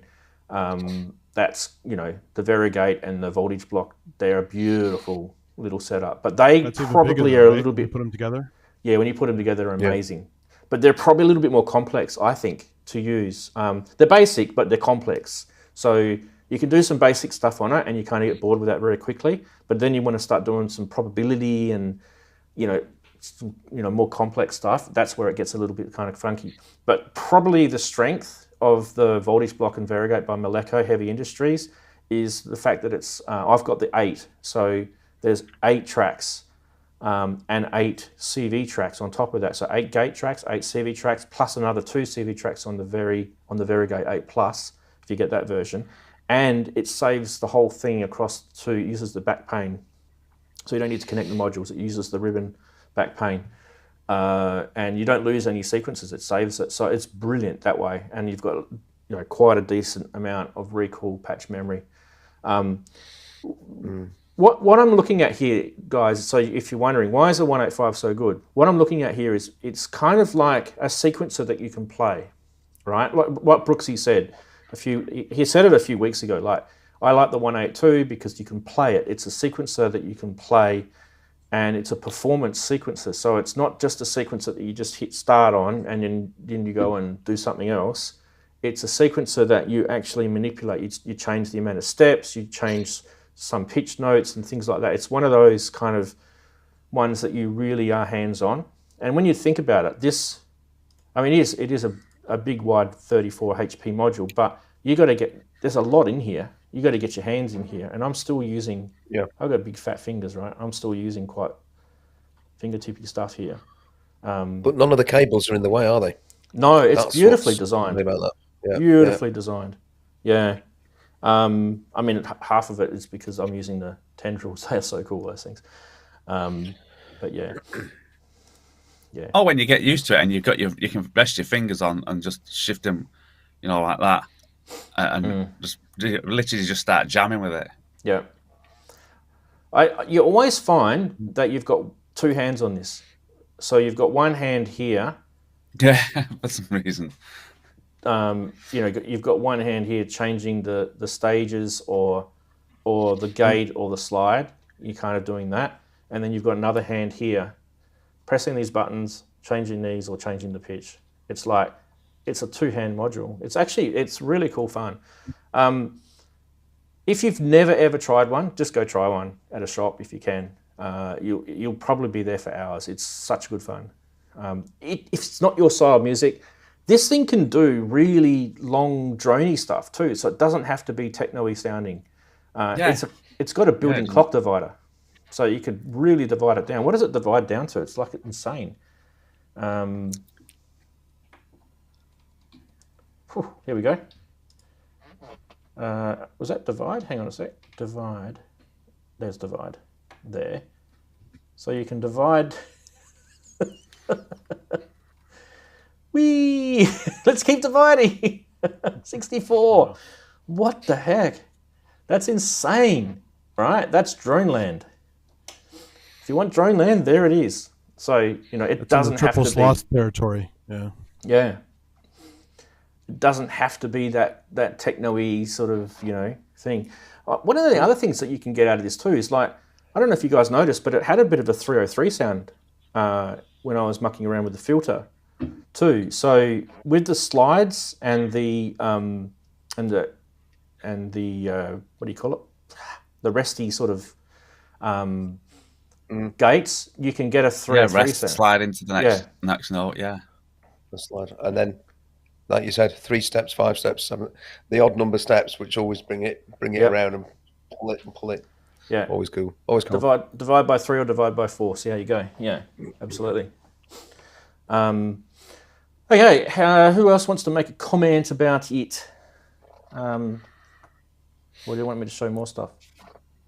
Just checking out the stream. And if you do have Ableton, you can always try them for free on Max for Live. So you'll get lost in that. I mean, it's not quite as hands-on, obviously, but... but I mean, this thing's a thing of beauty, is it not? Don't you think? Like, I mean, the Rick guys that invented this thing originally. Why is that not showing? The guys, the RYK, not Rick guys, they're Eurorack sequencer. So they actually made this one first. They made these System 100 compatible modules. They're not actually Roland. They're they're Ricks, yeah. Yeah. Right. And the guy, I mean, I just watched the Alex Myler Melodies video, but the guy actually went to China and found those 8-position switches, which were quite... Yeah. I don't know if it were rare, but they were kind of not something that you'd see in your local electronics shop, right? So it's not a standard thing that you found. And, I mean, that's what we didn't seem to get them over there, did they? But they made loads over there. Yeah. Something we didn't really have much of. That was the thing, yeah. Whereas if you look at, I mean, obviously, you know, the Intelligel's got the same switch in it. So, yeah. So that's pretty important. The gate, don't be scared. If you get one of these, do not be scared to use that gate, that pulse count. That is probably one of the coolest things about it. Because a lot of people think, oh, hang on a minute. It actually messes with your head, because when you think, say you've got a 4-step sequence in this thing, if you add an extra pulse count, then it's going to sit on that step 2 pulses. So technically it's like 5 steps, right? Because it's pulsing at also, the that clock can be rate. a silent pulse as well. So it can be a silent pulse, yeah. You can have it's a held note break then in the... Or, yeah. Can we just say to Simon, by the way? Yeah. Bye, Simon. Thanks for popping in. See you, Simon. Oh, Simon. Yep. By the way, care. we should still keep this thing going. I don't know if I've still got the StreamYard link. There it is. StreamYard's gone quiet. We haven't given them enough love. Jump into StreamYard if you want to. There's a few people still around, so definitely check that out. But yeah, one of the guys that I know, he's in chat right now, is Inverted Popes. He likes to do a lot of that drony sort of really slow clock stuff, right? Clock divide it right down. And this is a great module for that sort of stuff as well, as I mentioned before. Just have really slow pinging, evolving gate steps, triggering notes every, I mean, what is it? 64 divisions. Wow. So do your math. Yeah. And put some reverb on that, and then you 120 BPM, 64 divisions. Do your math. Yeah. Now, Brooksy, you were talking about your 182. No, that's not Brooksy. That's the wrong one. Yeah. So you've got your 182 sitting over to your left. Yep. Have I got? Yeah, I've got the 182. Hang on, I could probably. I was just going to get you. Someone was asking to show, but I don't need you to do it. I can show it. envelope. I can do it here. It's all good. I've got one here. Luckily, PTZ is in. Now zoom in. Left. Up. Zoom. Up. There it is there. It's underneath a whole bunch of cables right there. There it is. So it is a bit different. Like it's a lot more simple, right? That's the 182 there. So it's a lot more simple looking. I've got to get out of my chair now. They're making me move. There you go. So you don't get those pulses, you know, you don't get any of that. But the thing that, Brooksy, maybe if I just shut up and you talk about it like as if you're in front of it right now. So you're using this a lot, aren't you? The step. Yeah, I mean, if you can carry on talking. If I just get it up and running, move the camera over and things like that, then you know I'll then jump back and say, yeah, I'm ready to go. If that's do that. Right. Yeah. All right. Cheers. So the 185 was based on this design. So this is what actually spawned the 185, and the reason why the Rick guys brought the 185 out is because they were, you know, finding that this was, you know, limited and they couldn't manipulate this enough. So, but in its own right, it's still a really good sequencer. I mean, the fact that Behringer make it doesn't, you know, you guys need to get over yourselves. It's actually a really cheap sequencer to buy. It's really cheap. So if you kind of wanted a semi 185 sequencer, like a baby version of it, that's not a bad start. I mean, you're not going to go wrong with that in eurorack. What are these worth now? Let's have a quick look. They're really cheap anyway. 182, 182, 182.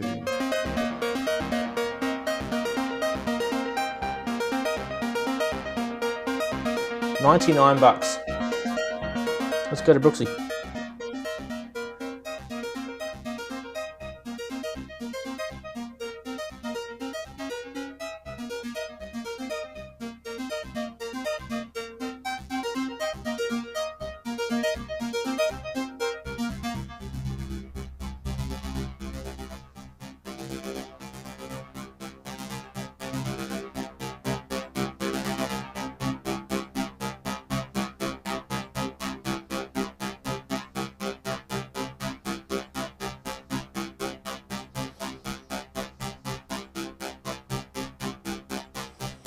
I feel like I need to add a kick.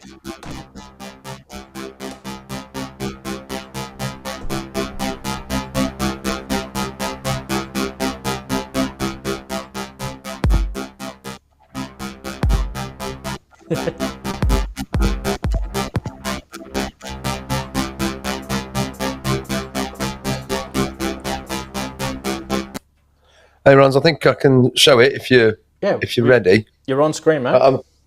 I'm just looking at the screen and can see the thing's buried under wires. Look at that. Yeah. Anyway, if I just explain a little bit, the BeatStep Pro has basically just got eight regular steps in there at the minute, and it's just set to one pitch. So it's just going. It's just on the one gate trigger. If you know, 1, 2, 1, bum, bum, bum, and then what I'll do is I'll just alter the patterns on the BeatStep Pro and alter the gate numbers, the number of steps. Yeah, does that make sense? Yep, certainly does. Right. Shall I just do that now? I'll mute the mic so that that's not coming through on the same thing because it's all into the desk. Good man. And so actually, let me know if it's coming through now. Can you hear that? Yes. That's coming through. Right, I'll mute the mic and just do that. So at the minute, that's just eight pulses from the BeatStep Pro, each triggering a step. 1, 2, 3, 4, 5, 6, 7, 8. But at the moment, it's only set to one step on the 182.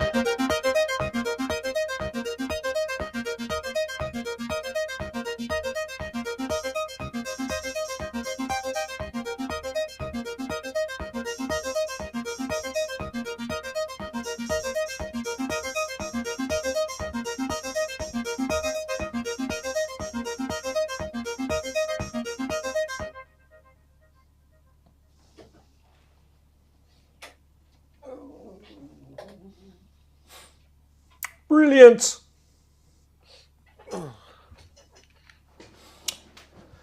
Brilliant. Before we go to you, Henrik, Andy will probably just want to make a few comments about what he was just doing. By the way, Andy, that was awesome, mate.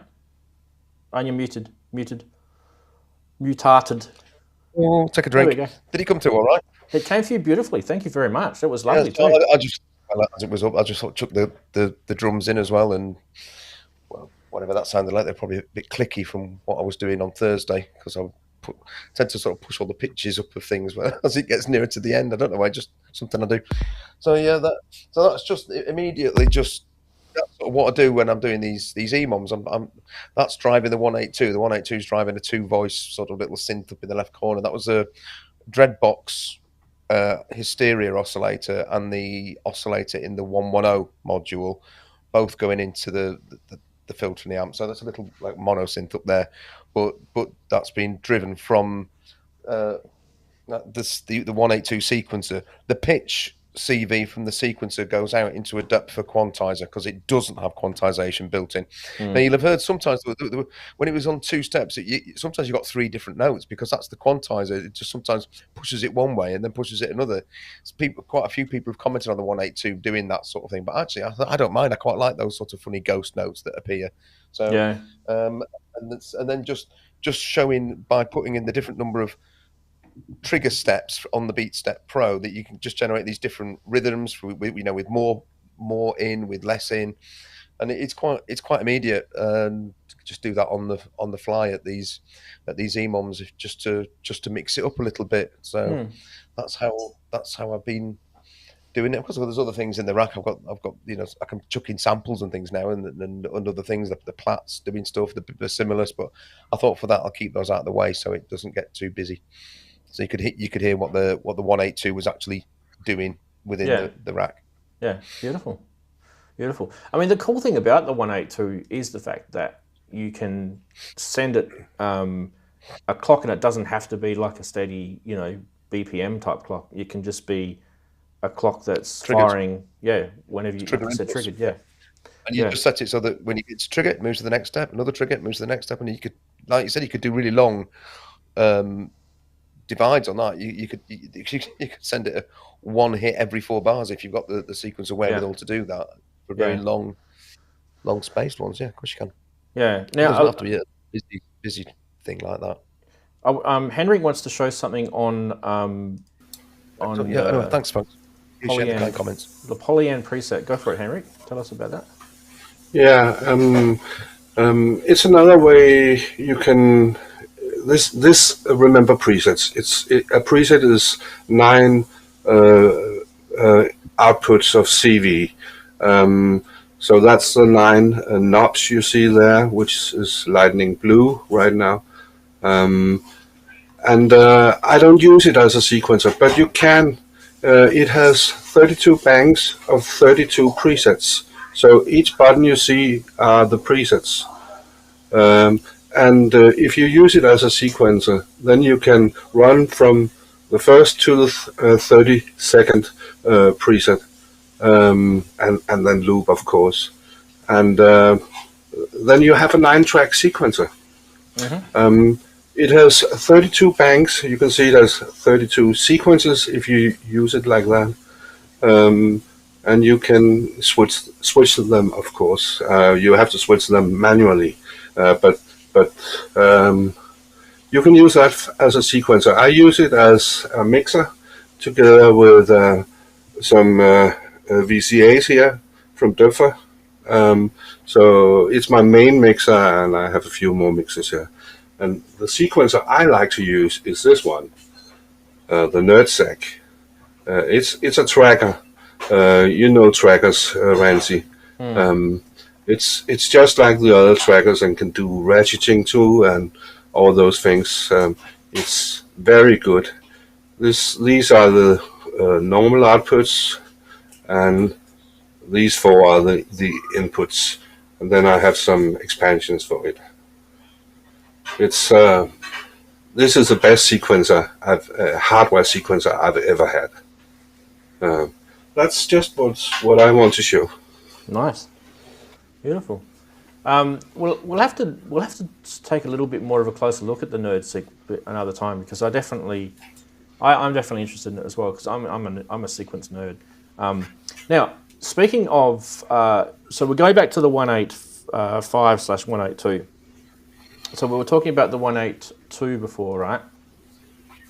And sending it a clock and doing that. Now, a lot of people would have mentioned today in chat that Pamela's new workout has a new one that's come out. It's called Pamela's Pro Workout. And Brooksy, we were just talking about this the other day. It's it's fixed the screen issue. Now I'm going to get a picture of it up while we're looking at that. But that's actually pretty exciting for those who have never bought themselves a Pamela's new workout. It's on the. It's definitely a module for the new year. That one, I'm realizing that. So I watched the ALM video yesterday and thought, oh yes, this is just makes it that bit more.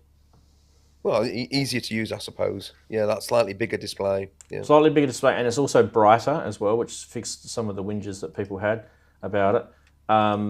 Now, the thing that is kind of a little bit disappointing for me is that it's not a firmware update for the Pamela's new workout. Unfortunately, it's a whole new module.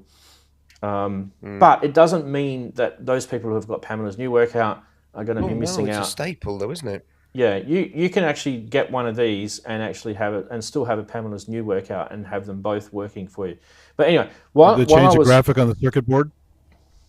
You could, yeah, you could do that. No, I think it's still. There's like an anime character on the circuit board.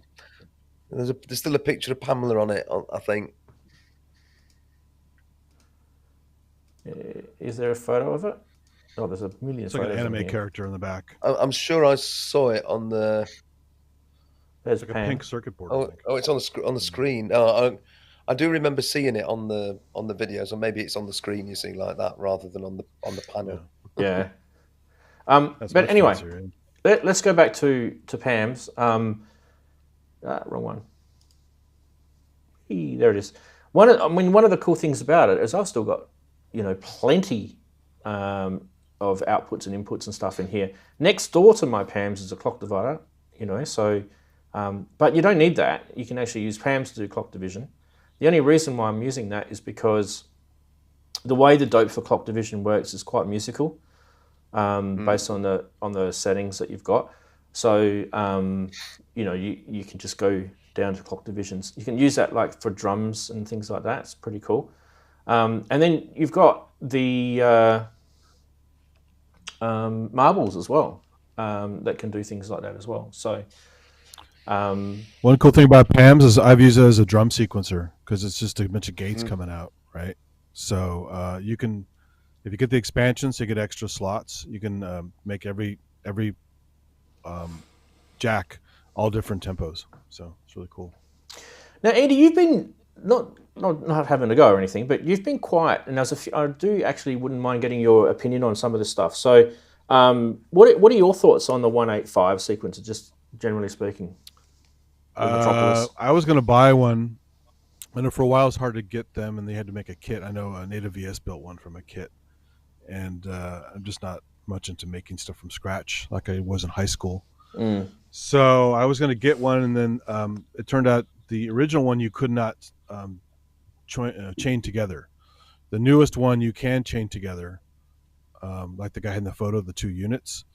If you have the 185 as M or 185 something, you can actually chain them together to make a longer sequencer. But then if you add it up, it's kind of expensive. So at that point, I'd probably rather buy the Metropolis or Metropolis. But I use a variety of things. Like Steppy is very good too, but it's also just a gate sequencer. You still have to worry about the CV for pitch. So it's good for drums, and it's good for it's good for, and Variegate, same thing. I have a Variegate 4 Plus that's decent. I also have the Modcan touch sequencer, which has a little touch screen with a stylus or your fingernail. The Variegate so 4 Plus lanes. Doesn't have the 2 CV lanes on it though, does it? It's just all gates, isn't it? The Variegate 4 Plus. No, you can do CV as well. You can do CV on it, but it's just simple. It's not very complicated. What's Oh, cool okay. about it is it does talk to all the other Moleko stuff, and when you hook them all together, they will save all your settings across the units. I love that. Yeah, it's like you were saying with good. the cables. It's very clever stuff. Yeah. So I made the mistake of buying the Variegate 4 without the plus first, and realized there's no start-stop button on it. I'm like, well, that's stupid. It's always running, right? Yeah. So then I saved up and got the 4 plus. But yeah, there are tons of great sequencers out there. Even the little noise engineering one, that's like a 4U one where you has like these little LEDs. That one's great. Very simple. Nice. Is it something that do you actually use those a lot in your music, or are you kind of not really touching that at the moment? Well, I mean, I only dug my modular out of the depths like in the last few weeks for like hardware jams and the live thing I did a couple weeks ago, whatever. So yeah, I'm back into it again, but I didn't touch it for about a year. It's just like thousands of dollars sitting there idle. I was like, well, I better use the damn thing. So it's just how much time do you have in the day, and I have so much other stuff to play with. But I do enjoy playing with the modular stuff. It is a lot of fun. So. Yeah, it is. Okay, so what I keep forgetting about these chatties. These are awesome people in the chat. We actually haven't shown you guys much because we've been busy with news and all sorts of stuff this week. But yeah, if you guys have got any questions about the 185 or anything on the show that you've seen today, or have you enjoyed the fact that we've brought StreamYard in as a solution to get more video callers into the show? What do you guys think of the StreamYard thing? Has that worked? Has that been a reasonable success? Well, it worked, didn't it? It was nice to see Simon jumping in, and nice to see Steve Ward on there. That was cool. Thanks, and we guys. had Kent as well. Kent was on there. Oh yeah, sorry. About Kent? And Kent. Lovely Kent.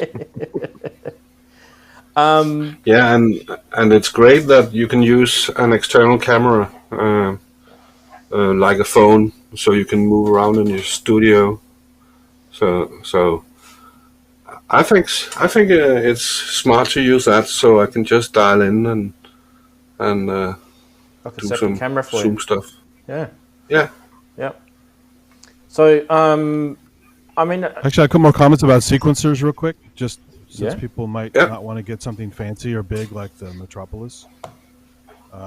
These are great and they're really cheap. I have a whole bunch of these. I got them used. The SQ1. And there's a mode where you can play the keys at the bottom as a keyboard. So you can also use it as a keyboard controller in a pinch, as well as having all the crazy modes for random and zigzag and all that kind of stuff. So that one's great. Of course, I always like to plug this guy, even though people don't like it. But if you have an OP1, you're more limited. But on this one, you have the OpLab little yellow jacks there, little OpLab module in here. And this does CV, gate, MIDI, sync, the works. So this can actually control your studio. And there's some amazing sequencers on here. Yeah, there are. Just wicked. Like Electron stuff. And it's of course, got the old iPad, the million iPad apps for sequencing that you got to, Back to the OPZ, it's also got your one of the things that it does really, really well is it's got the blues and the jazz, and it's got all those sort of melodic algorithms plugged into it, so you can fire sequences and then it will reshape the notes based on those sort of chord progressions, which is really cool. Yeah, I mean it has conditional trigs just like Electron has, but it has this kind of trig tweaks like math functions at the bottom. They have these funny little icons down here that you have to use a cheat sheet to memorize if you really want to know what they are. But you can just jump through them real quick if you want to hear what they do, and it goes off the rails. It's the most complex sequencer with all those features that I've ever used. So.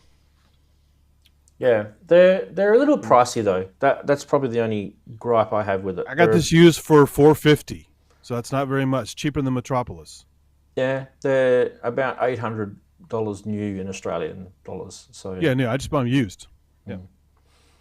But yeah, I then again here I am talking about the Metropolis. That was like, I got mine for 750 Australian, and because it had a broken LED slider on it, and I thought, whoopity-doo-dah.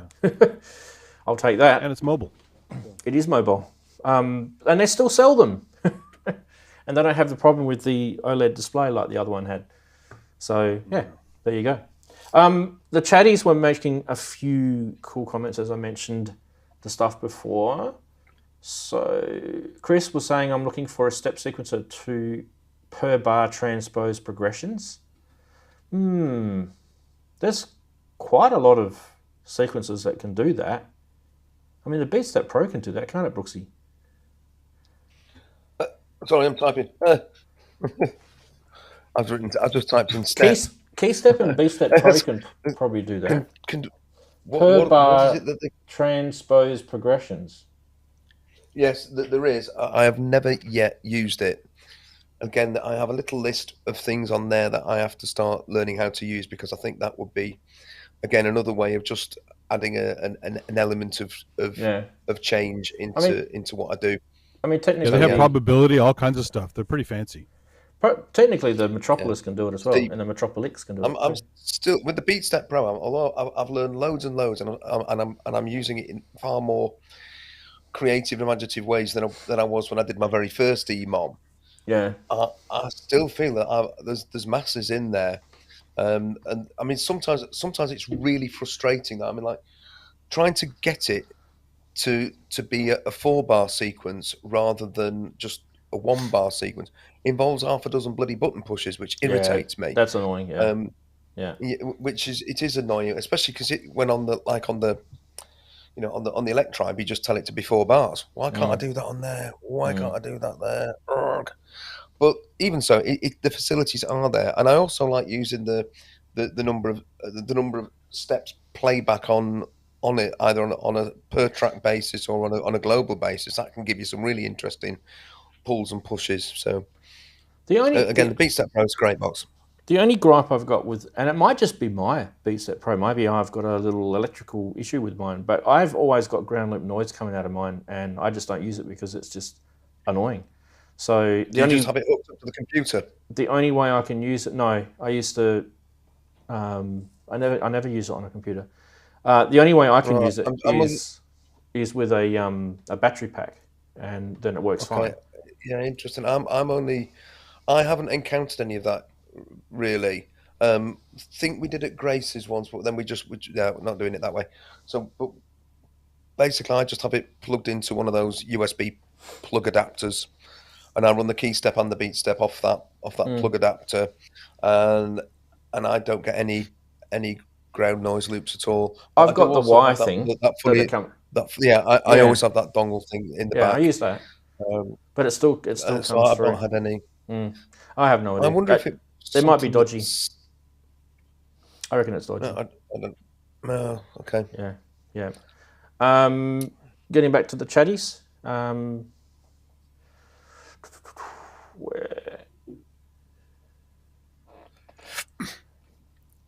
Yeah, I think most people are kind of got their own little. I think sequences are kind of a very personal thing, though.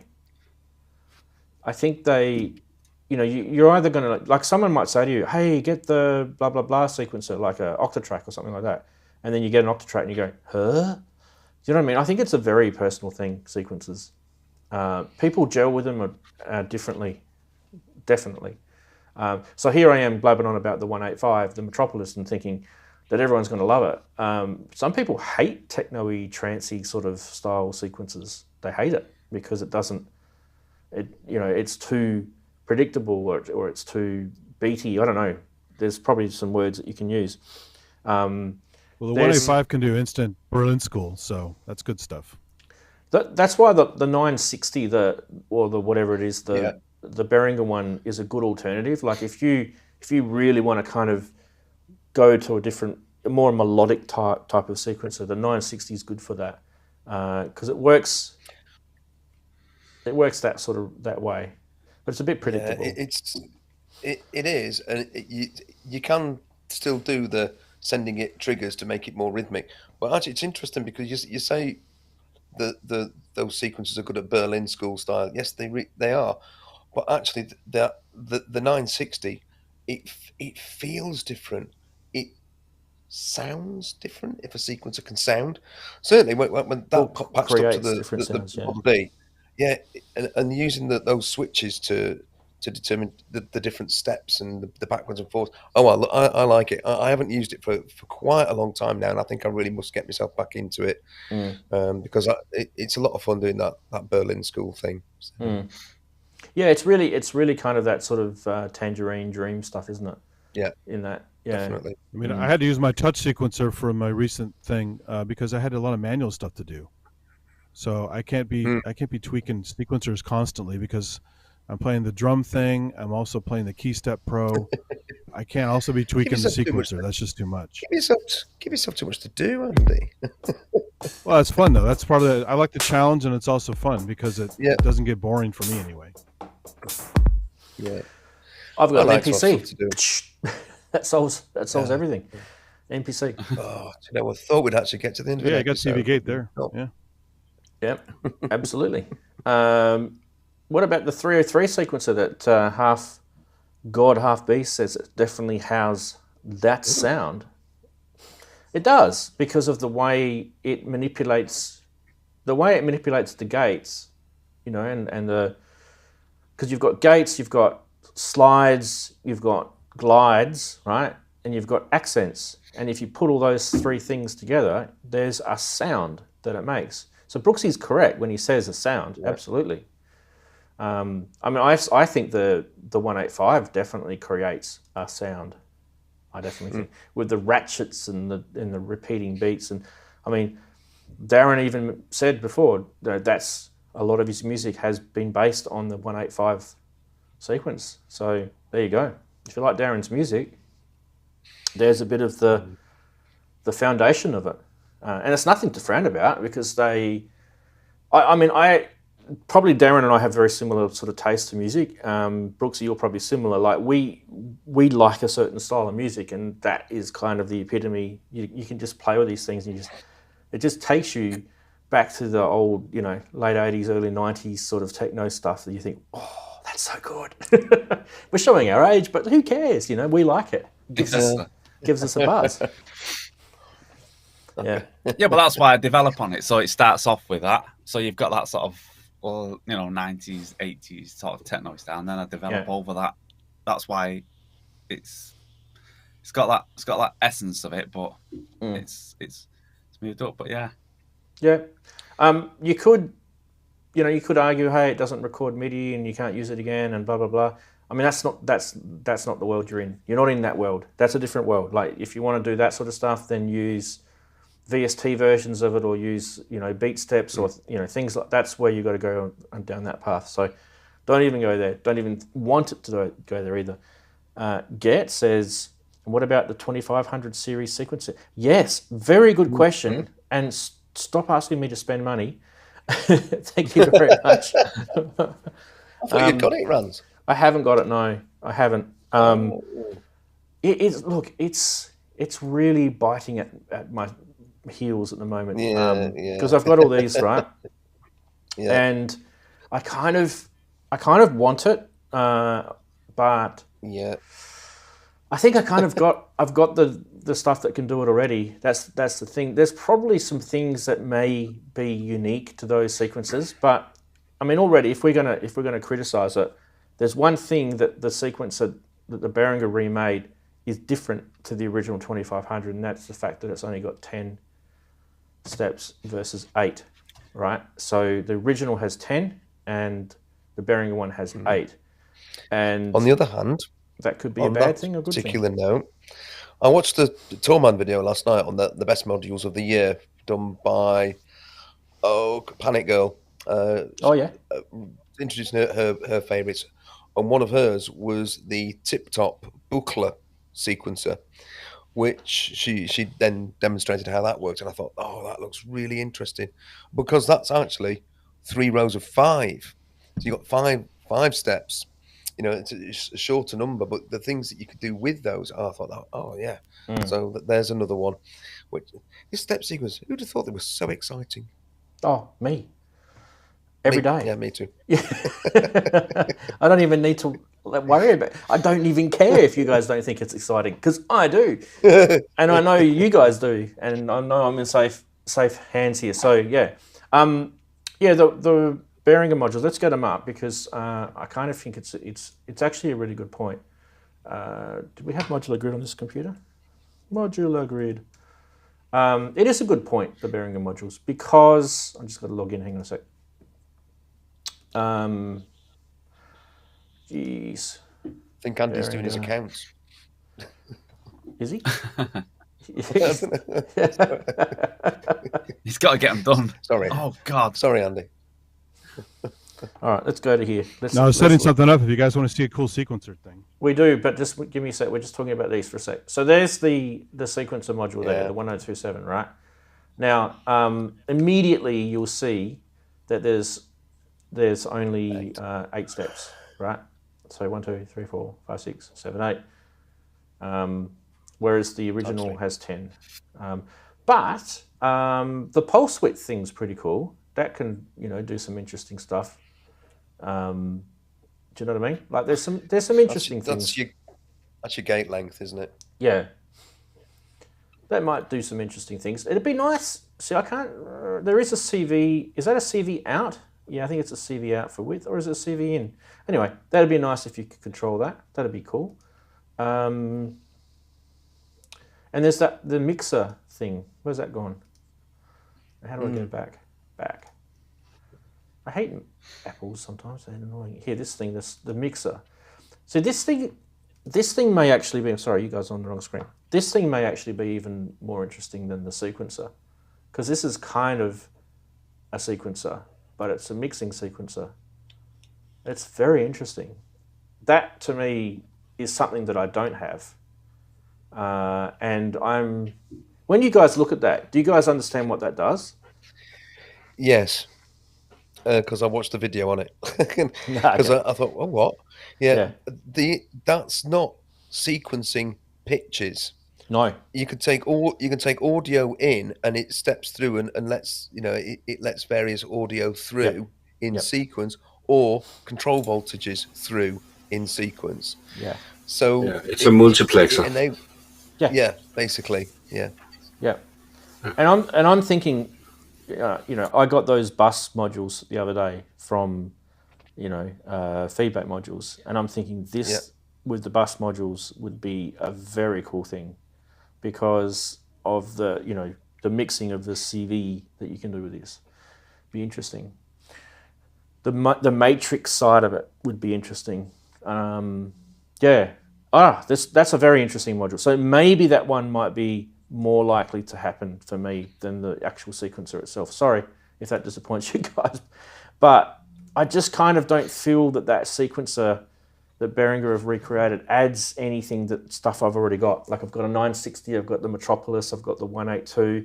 They all pretty much do similar stuff, unless there's some idiosyncrasies in the voltages that, if we're starting to get real nerdy here, I don't think so. Anyway, someone might tell me if I'm wrong. It may have, it may just be, there's a point where you have to sort of say, am I just getting that to collect? Like the old Hot Wheels cars, collect them all. Am I doing that? Or am I getting it because I need it? And that's the question you got to ask. Is it a set? Collect them all. Do I really need it? Probably not. Would you guys get it? The 127? No, the world around us made my decision on what I'm getting and what I'm not getting. Well, quite, at this point. Well, not the world, your bloody government, wasn't it? Really?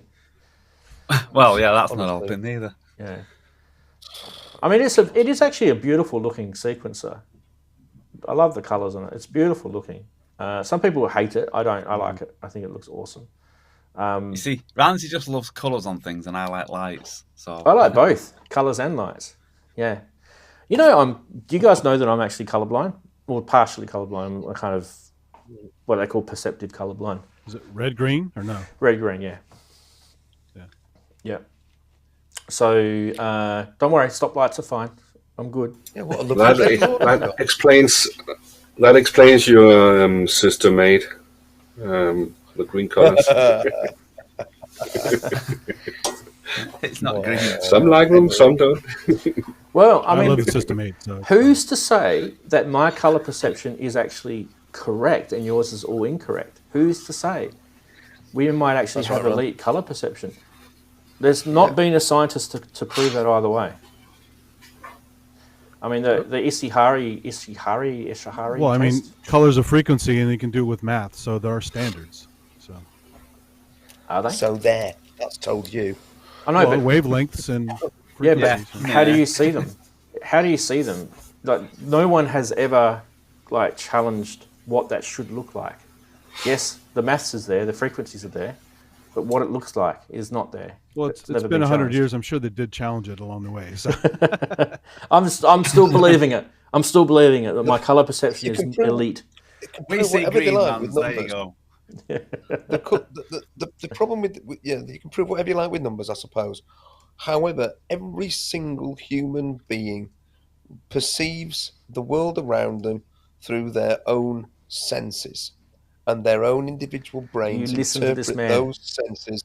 Therefore, That's true, but that's just organic. That's ever not how nature has- works. With the Nobody ever has the same sensory perception. They can't. but physics are physics.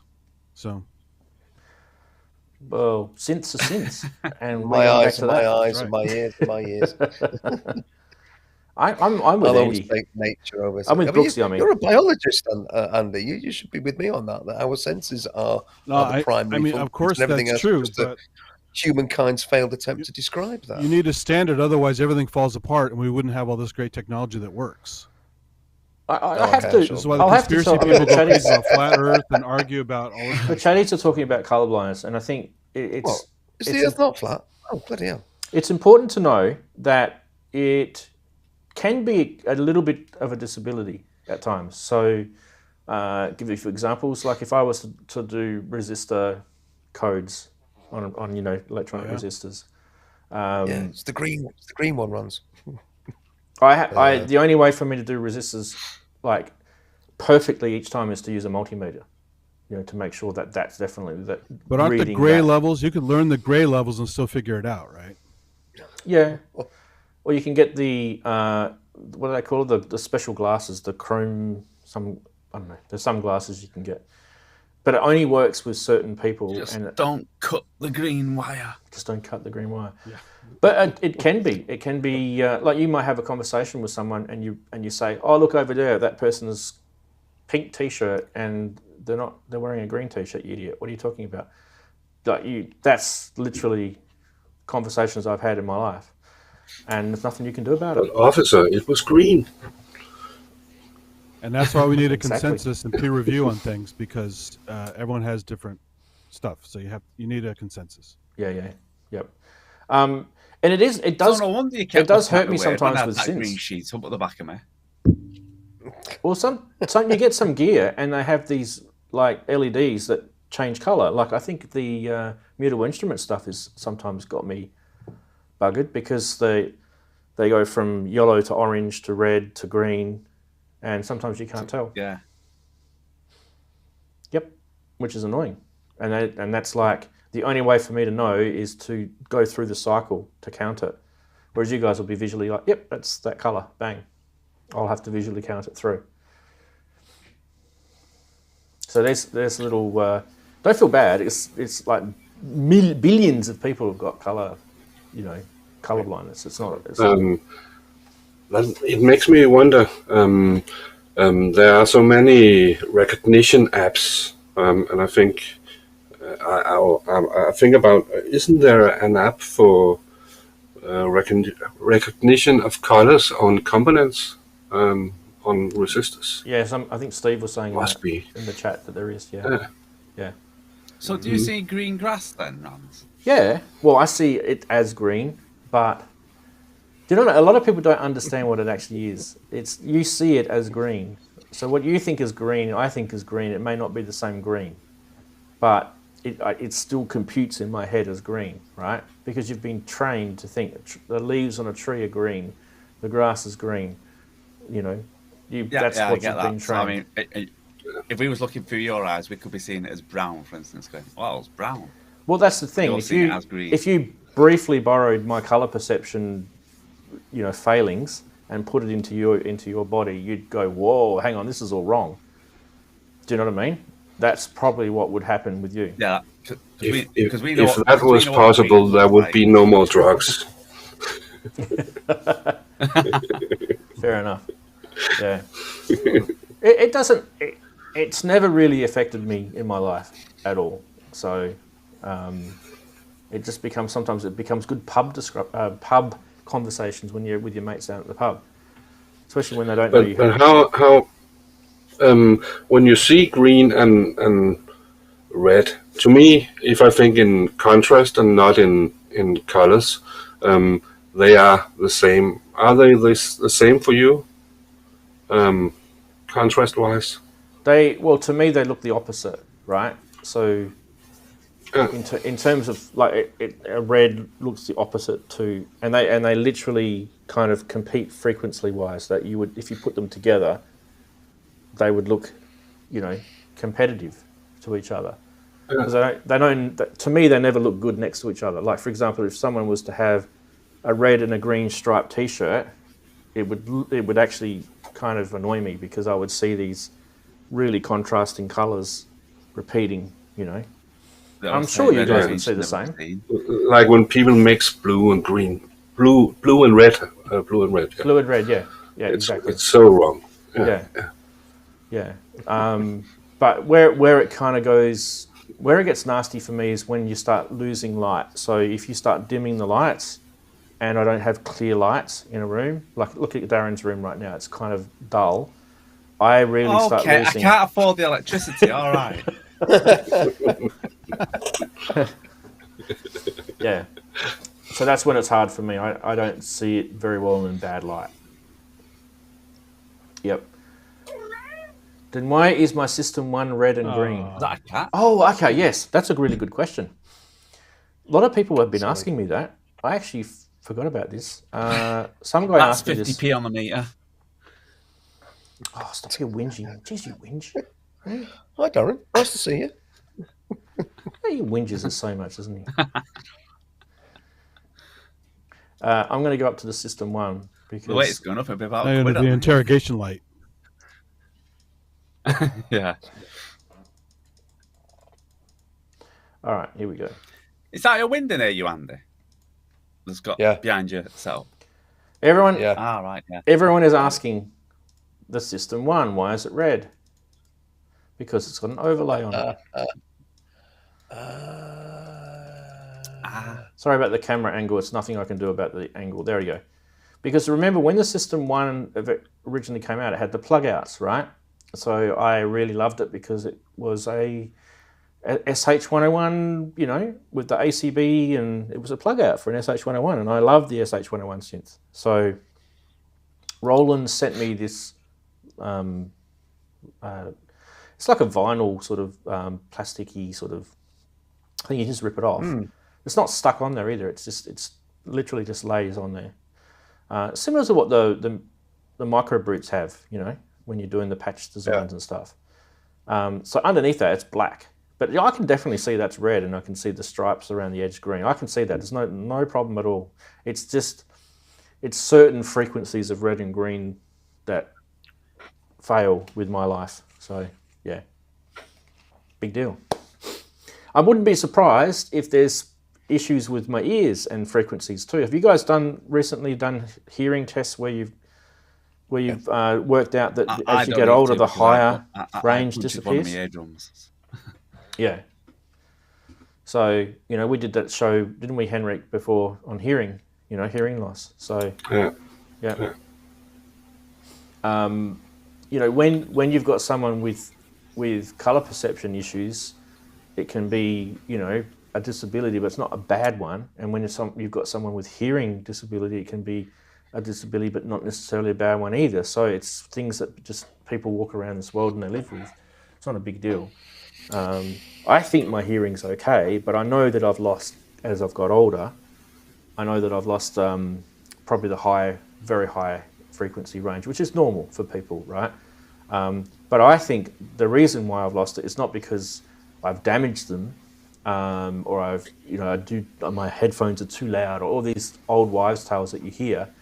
I think it's because when I used to work years ago, when I was younger, I used to work in the Air Force, and they had really loud F-18 jet engines blasting like a few meters away from my office, and you'd walk outside, and if you forget to wear hearing protection, bang! I reckon that's what's caused my hearing to go.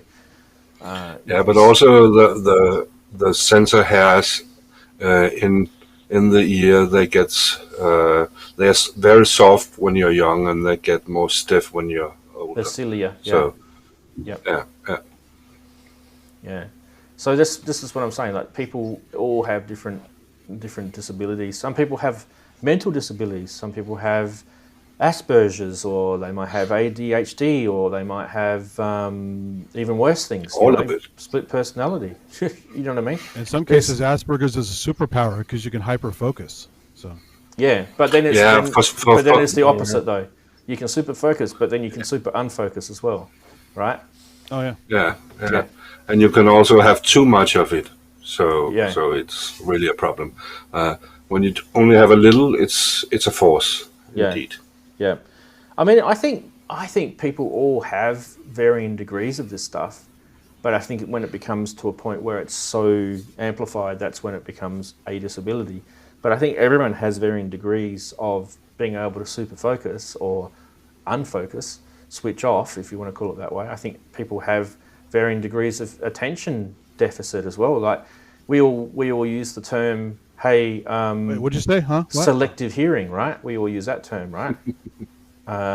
Hey, you said that. Yeah. Sorry, what were you talking about, Ranzee? So is that when Darren's talking to the missus? She just like... That's when I'm talking in general. I've got a very serious question, actually. Yeah. And it's to Henrik. I'd really like to know what that...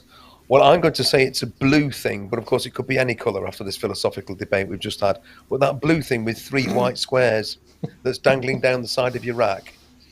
You've got your eurorack case, and then there's what's that blue thing? Because I think it looks like an air freshener. Yes. A light, isn't it? Yeah, it's just a lamp. Oh, it's the lamp. Yeah, I thought it was one of those old-fashioned car air fresheners. You know what I'm talking about? That just reminds me of the Red Dwarf I sketch. don't. I actually have no idea what you're talking I thought about. it was a switcher. It looks like a stoplight. All right. Well, that's answered your question. That's very funky. I'd hate it to know when Brooksy actually has a serious question, because he just told everyone just then that is a really serious question. But I have more. You can just imagine the students in his class, right? They're all sitting there, and he's up the front, and he's going, right, now, I've got a serious thing to tell you guys. And they're all sitting there going... Yeah, it's true. Yeah. No. Oh, yeah. And then they lose focus, right? So. That was pure Red Dwarf, that. It's pure Red Dwarf. Have you ever seen the episode Legion? Well, we're going to have to check that out now, aren't we? Almost. I haven't watched Red Dwarf for years. Oh, yeah.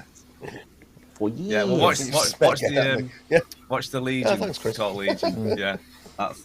What's this on the wall? That's a light switch. Hey, before we wrap up the show, don't forget, guys, that Black Friday is coming, right? Black Friday's coming. I think it's this weekend, right? Isn't it coming up this weekend? Yep. Sometimes it's already doing it. Didn't Andy have a secret? Perfect Circuit is a sale right now. So. Yeah.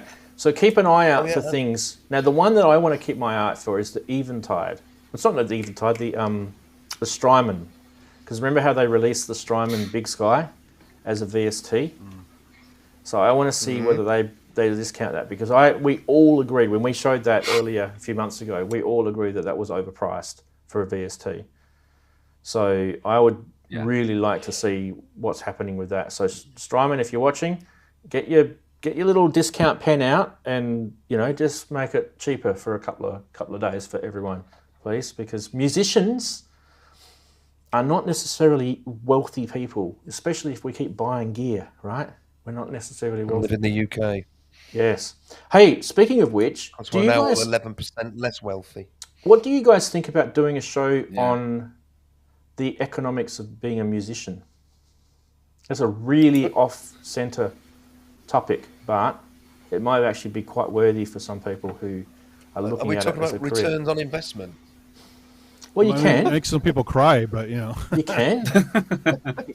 But when you think about how much money do you make off Spotify and things like that, like how would you literally make a living as being a musician these days? And there are definite ways, like you could look at Thai, and you could look at people who play as session musicians and people who play for orchestras and people who play live and they get thousands of people turning up to concerts. There's ways, right? But do you guys think that would be an interesting topic to talk about? We could get some guests on who know a lot about it. I think it would. I think it would take some serious researching, but I do think it will be an interesting one. How do you actually make money from it? I mean, somebody in that Ty's position. I mean, he's worked very, very hard and has reached a position where obviously, when he gets a commission, he can demand a certain amount. If you're going to employ me to do that, it's going to cost you that much. End of. Right? Yeah. And I totally respect that. And bands who become successful, they're making money not because of the Spotify streams and all of that, but they're making money because the only way they can do it these days is on the cost of tickets. Yep, playing live to go and see them. And it's frustrating that the current music business has all sort of changed so much. On the other hand, that would slide us into ways in which ordinary minions like us can actually bring a bit in, like obviously things like DistroKid, Bandcamp, and that. I mean, obviously, I think Bandcamp is the way for independent musicians to go to develop a following, or to say, "There's my music," especially on the pay what you want sort of model. I do think that's got legs. Not that I've earned a vast amount, because I haven't. I had £23. The reason why I brought it up is I had a discussion this week with some friends, and they were asking me about, do people still buy CDs? And I said, hell yeah, they still buy CDs, but they don't buy them like they used to in the 90s. They don't buy them, Exactly. And if you look at how many CD record stores are around, they've all disappeared bar a few, right? There's a few boutique ones left. So I think, we need to probably cover things like streaming. We need to cover things like physical products, merchandise, and we need to cover things like that. And I think, just not all of us do everything, right? So, you guys will do, like Darren's got some awesome T-shirts and hoodies. Look what he's, advertising every day here. Pay for the lights. Actually, talking of that, because that was ages ago. See, that was when I could afford things. That's why I'm still on 21, not on my recent ones. Well, it is 99 years away. He watches your show, Ranz. Well, that's how long it'll take me to save up for some equipment. A guy called Doug asked me about it, because I'd shown CDs up. Must have been a bit ago when I was doing one of the album releases. He was asking me if I do CDs, and I said, no, I don't. But he'd watch your show. I can't think who it was. I don't know if it's someone that we recognise. Yeah, I can't remember who it was. Oh, you can let me know. So to Doug, you can go on Bandcamp and get it free, Doug. So it's not worth me doing CDs, because for the amount of people who either listen to it or whatever, it's just like the amount of time and all that. No one would buy them anyway. So if he is watching your show, hope you do well on getting on Bandcamp and just download it for free.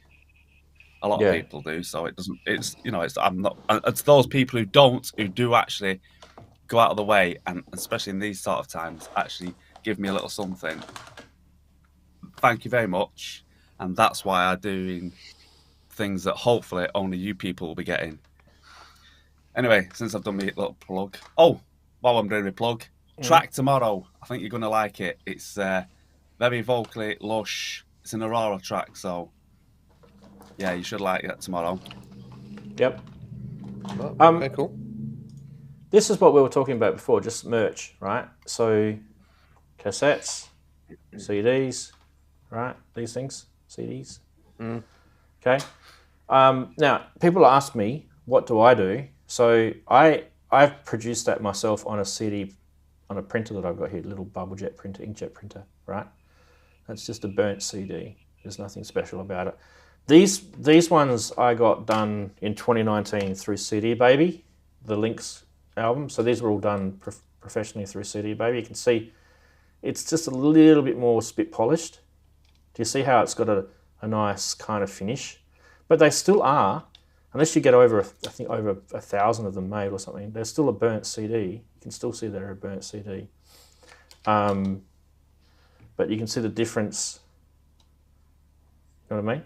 So I've actually got this particular album, Significant Bit, which was the one I released late last year. I've got some sent off to CD Baby because I get quite a lot of people asking for them. So I just do a small run. And yeah, it costs money. You kind of keeping stock. That's why it's not worth it for me. But I'm happy to have a bit of stock. That way I can just chuck it straight in the mail. So for me, the cassettes sell, but not very many. Probably very small amounts. I think people that get them are just wanting them because they really would be quite a rare thing to get. If you guys have stuff on cassette, there's some out there doing it too. Other people. Yeah, I've checked out a couple of companies that do like professional cassette production. There's one based in Canada that is quite well known around the world, and they're not bad price wise, and they do a pretty good quick turnaround as well. So you guys, I think that's like cassetteduplication.ca or something like that, or duplication.ca. It's one of those sort of domains. I haven't used them myself. When I do the cassettes, I actually do them on my old Technics cassette deck. Plug the cassette deck straight into my computer, and I play the original master wave file straight into the cassette deck. So that way it's getting the best possible, audio straight into the cassette that it can. I don't even know. Does anyone know what the quality would be like? It would be pretty low, right? Cassettes would probably be lower than CD, wouldn't they? I was using metal tape, that's fine, but yeah, the normal tapes. The normal tapes, yeah. So it'd be what, 24 kilohertz or something. It'd be pretty low. Yeah. It's funny. Everybody says that about metal tape. I've never got it to sound good. I've used Chrome, but never. The metal never worked at my place or my places. Well, that's where it comes down to the specs versus what you hear, right? Like we were saying before, the specs bear it out, but then what you heard was something different. So I used to always find the Chrome tapes always sounded the best when I was playing. Me too. When I was playing tapes. I mean, it's been a long time since I played tapes, though. So Type 2, right? Type 2, Type and 2. You actually have to have the setting in your tape player, though. You can't just assume that that's going to play it, because if you've just got a really basic tape cassette player, it's not going to pick it up. Weird, Usually the double head ones are really good. Like, I honestly think there's probably going to be a resurgence of cassettes. It'll be a retro type, romantic resurgence, but I don't think it'll be like. It's already started. Yeah. Yeah, get yourself an old cassette deck if you haven't got one before they go nuts in price, because they will. I've got a Pioneer and a Technics one here, and I'm not giving them up. They are, my little babies, especially the Technics one.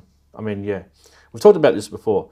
I used to work in a hi-fi store when I was younger, and I used to flog that Technics gear out the door. It was so good. Technics turntables, the Technics cassettes, and then the CDs came out. I literally was a person that was working in a hi-fi store as the CD revolution hit. It was a really interesting part of history, I think. And I can remember it like yesterday. It was like awesome. We would put these CD players in these hi-fi systems, and we'd get like some of the early CDs that came out were like Dire Straits, Brothers in Arms, and things like that, right? They were some of the first don't bring that CDs. up again. Yep. Some of the you didn't get a lot of choice. There was only a few CDs when they first came out that you could choose from. I think there was like a Vivaldi or something. It might have been Vivaldi 4 Seasons or something. There was like a. Andy, are you okay? Andy, I'm fine now. Yeah, he's got the vapors.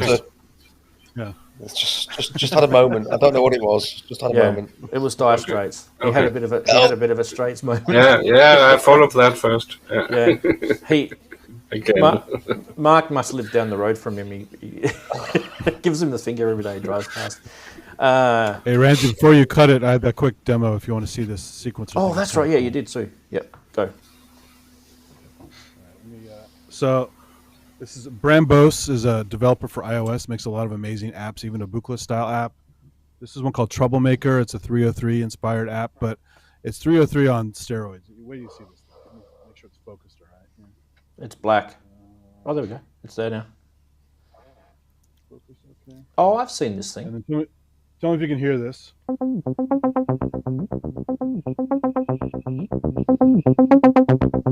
Is that coming through okay? Yes, we can hear it. Yeah. Okay. So here's the cool thing. So it's a real basic pattern, but you can see the slurs visually, right? The connections. And you can sever them. You can move them around.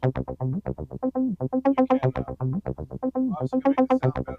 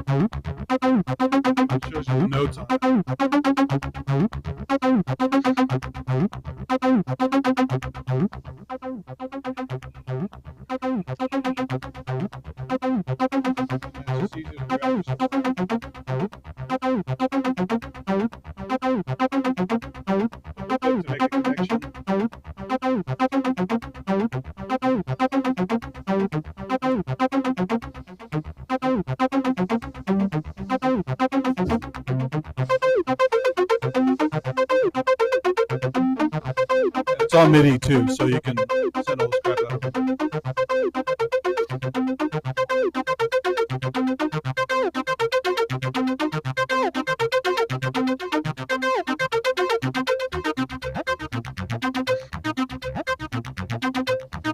Trap tempo. This is really cool, the randomization. Scaling.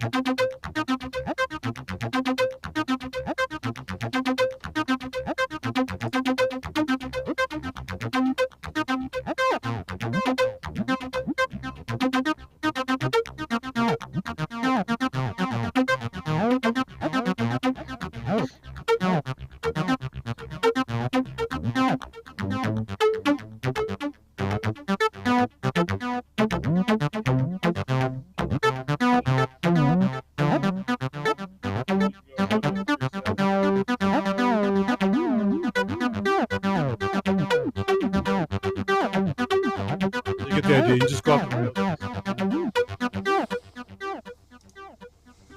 Nice. Guess who else has been sitting in StreamYard probably waiting for me to press the add button?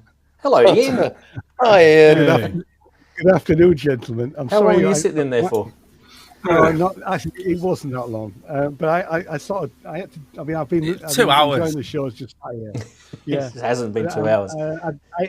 I didn't go to our family get together because I'm absolutely streaming full of cold flu. So oh, you poor bugger. If I sound a bit odd, yeah. So the reason I popped in was about the cassette thing really.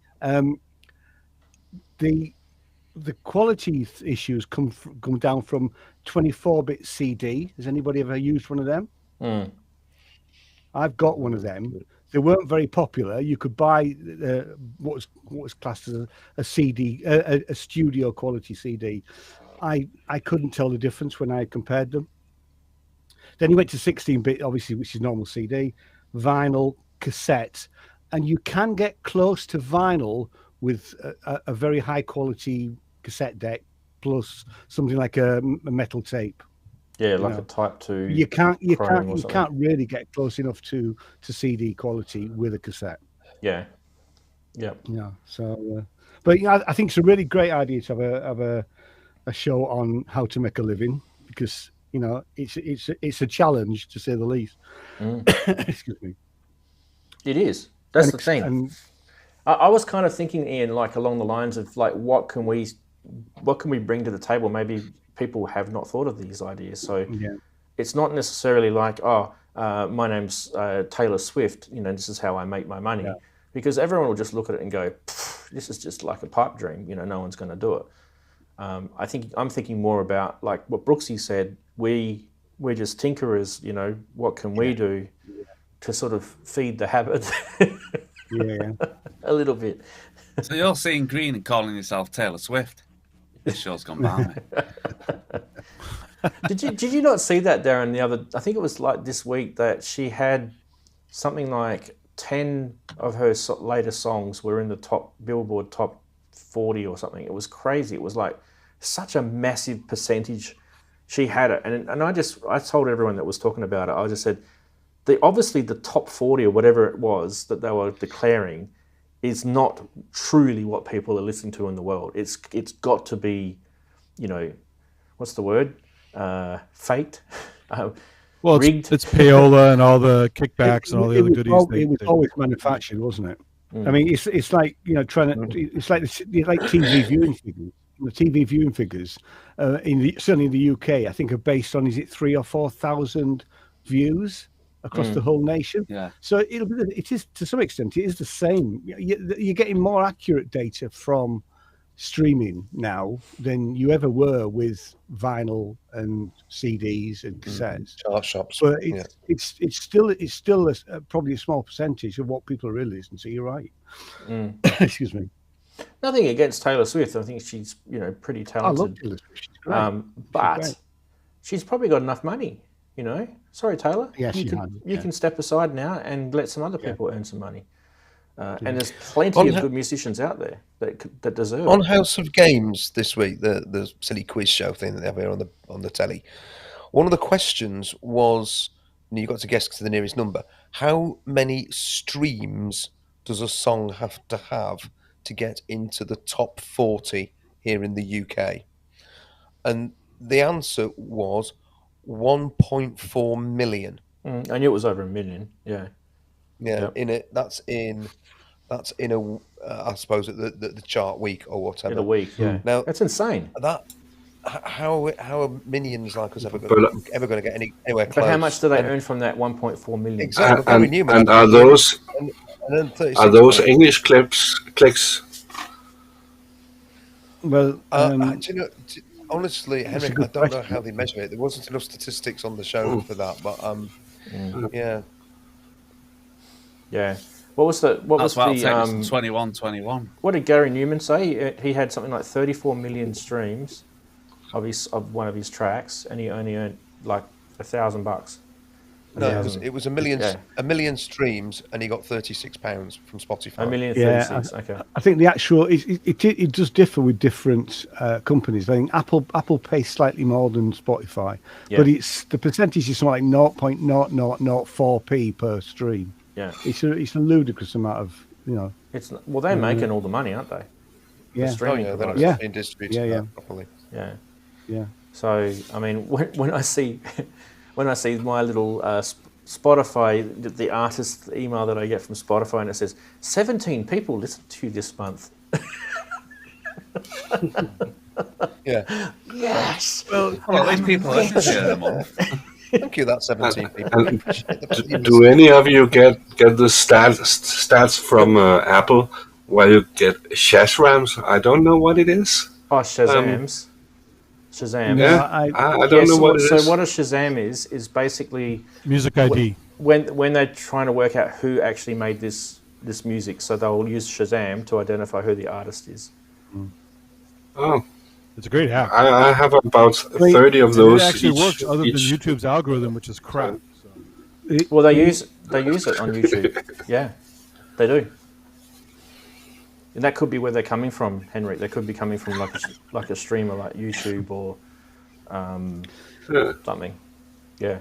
The only real way to identify is the IRSC codes, which every, you know, and that's why it's actually quite important that either your distributor or, you know, I mean, Sinner's music is an actual record label, so we can create our own. And I do that for everything that we put out. I don't always do it as timely as I should, but if not, your aggregator or your distributor should be doing that for you. Yep. And they shouldn't be charging you for it. You will Yeah. find some people start to charge for it. I mean, you shouldn't be going with those people if they're charging for that stuff. I mean, I just went through all that just doing my order to CD Baby during the week. So I had to put in every single track. I had to put in the IRC codes for every single track. And luckily for me, when I originally uploaded I used DistroKid as a distro platform, but I saved all those codes into a little text file, and I left them on my workstation here. So you never forget them. Spreadsheet. Yeah, spreadsheet. Yeah, I've everything in the spreadsheet. Yeah, going back from day one, really. But Yeah. So it's important to have them, and like other streaming platforms like SoundCloud, for example. I'm actually going to like completely change what I'm doing on SoundCloud, because SoundCloud, they don't give you anything for playing your music. I had an issue with. Sorry, Ranzee. I had an issue with SoundCloud a few years ago. I had a radio station, and it was an internet radio station. But they played one of my tracks, and over a year, it got played 164,000 times. And I, because I'm a member of PRS, I complained to PRS and said, look, and I because I screenshotted it, so I could actually, show PRS that here were the plays. And at that point in time, they said, there's nothing we can do about it. And I don't know whether the things have changed. That was a few years ago now. It's probably 5 or 6 years ago. Things have maybe changed now, but I mean, if you're getting over 100,000 plays of any track, you should be getting some revenue from it, even if it was only through songwriting royalties. Yeah. I mean, it's a free site, so unless you say charge for it, they can't really make you pay, right? So I don't know. Like they had a thing during COVID where you could add. Did you have that, Ranzee, on yours? When during COVID, they felt sorry if people didn't have money coming in, so SoundCloud turned on a feature where you could donate money to the streamer you're watching. I didn't get it. It's a little blue. Okay, I turned it on, but I had it it's hit or miss. 0 clicks. But they did offer money. I got I don't know. I've got something like 2,000 followers on my SoundCloud. It's not exactly anything to write home about. But like I said, I'm going to go through my SoundCloud library, and I couldn't care about the statistics of it, nothing, because that's what that site's all about. It's all about, you uploading just so that their site gets activity. It's like a content feeding site, and I don't like that. You get bogus stats on there too, I noticed. So I'm going to take there's no way that's all the commercial stuff's going to be taken down off of there, and I'll just leave all the crap stuff on there that I don't care about. And bad luck if people follow on SoundCloud, because that company does not do anything unless they recognize you as a whatever you call it, special artist or whatever they're called. You get the little special icon, which is absolute BS. That whole thing is. It's a really stupid system. I've never used SoundCloud. I don't see that I ever will. I think if you've got music that you want to put out that you want other people to hear, I think Bandcamp is the only way to go, really. It is. You're right.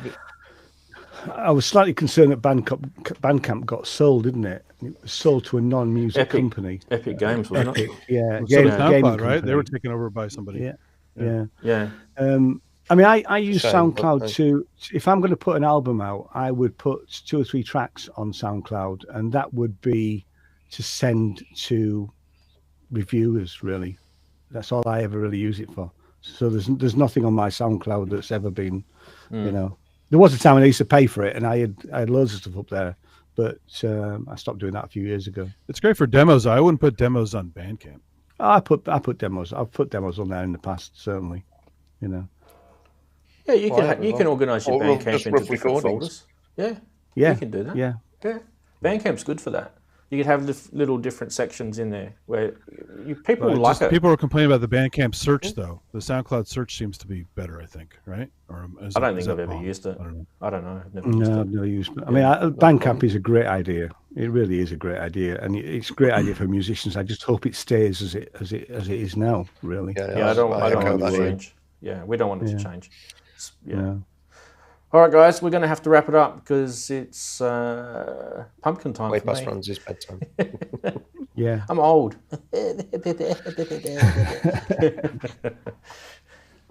But certainly StreamYard works, Rance. It's good. Yay. It's good. We had a win. Just pop in.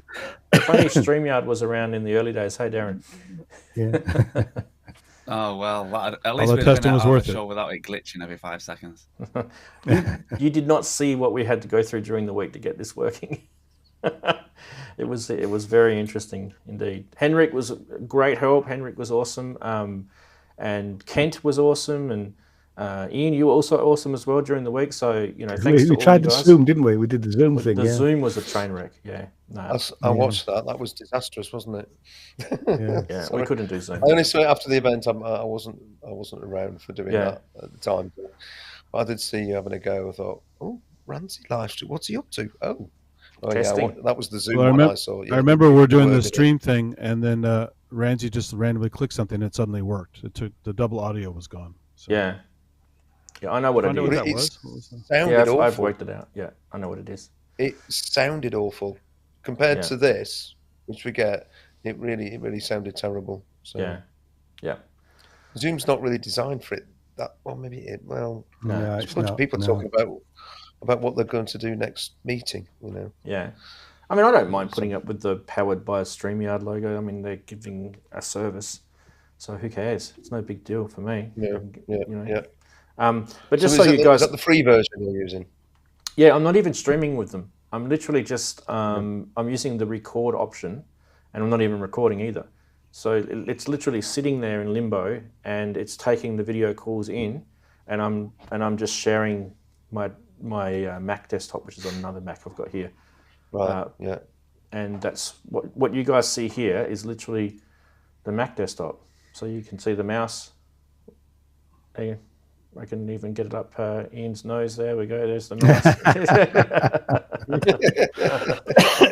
Sorry. Oh, you made him sneeze now, Ranzee. Yeah, cough. That was a cough. Yeah. You good. see, that's that was pretty good. Yeah. All right, guys. And hope you enjoyed the 185 and all the news. And it was a good show. It was great.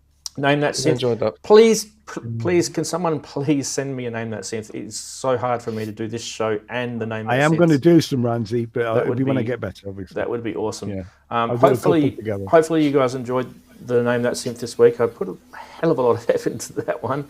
It did trick you all, but that wasn't my intention. I was still like, I have to have my style, but at the same time, I honestly thought I gave you plenty of blues this week. Maybe I'm going to have to tone it down a bit on the videos or something. I'm not sure. Anyway. It's good to catch people out. That's also a good thing. True. I kind of feel like I do it more than anyone else, though. I feel bad. Kid. Yeah. I just, Andy, Brooksy, you'll never let me forget the 2500 video, will you? That was the one that Scarred for life. Yeah, scarred for life. That's 2500. Right. On that note, say goodbye, everyone. All right, lovely folks. See you all soon. Good to see you all. Everyone. See you later. Bye-bye. Toodaloo. Enjoy. Take care. See you later.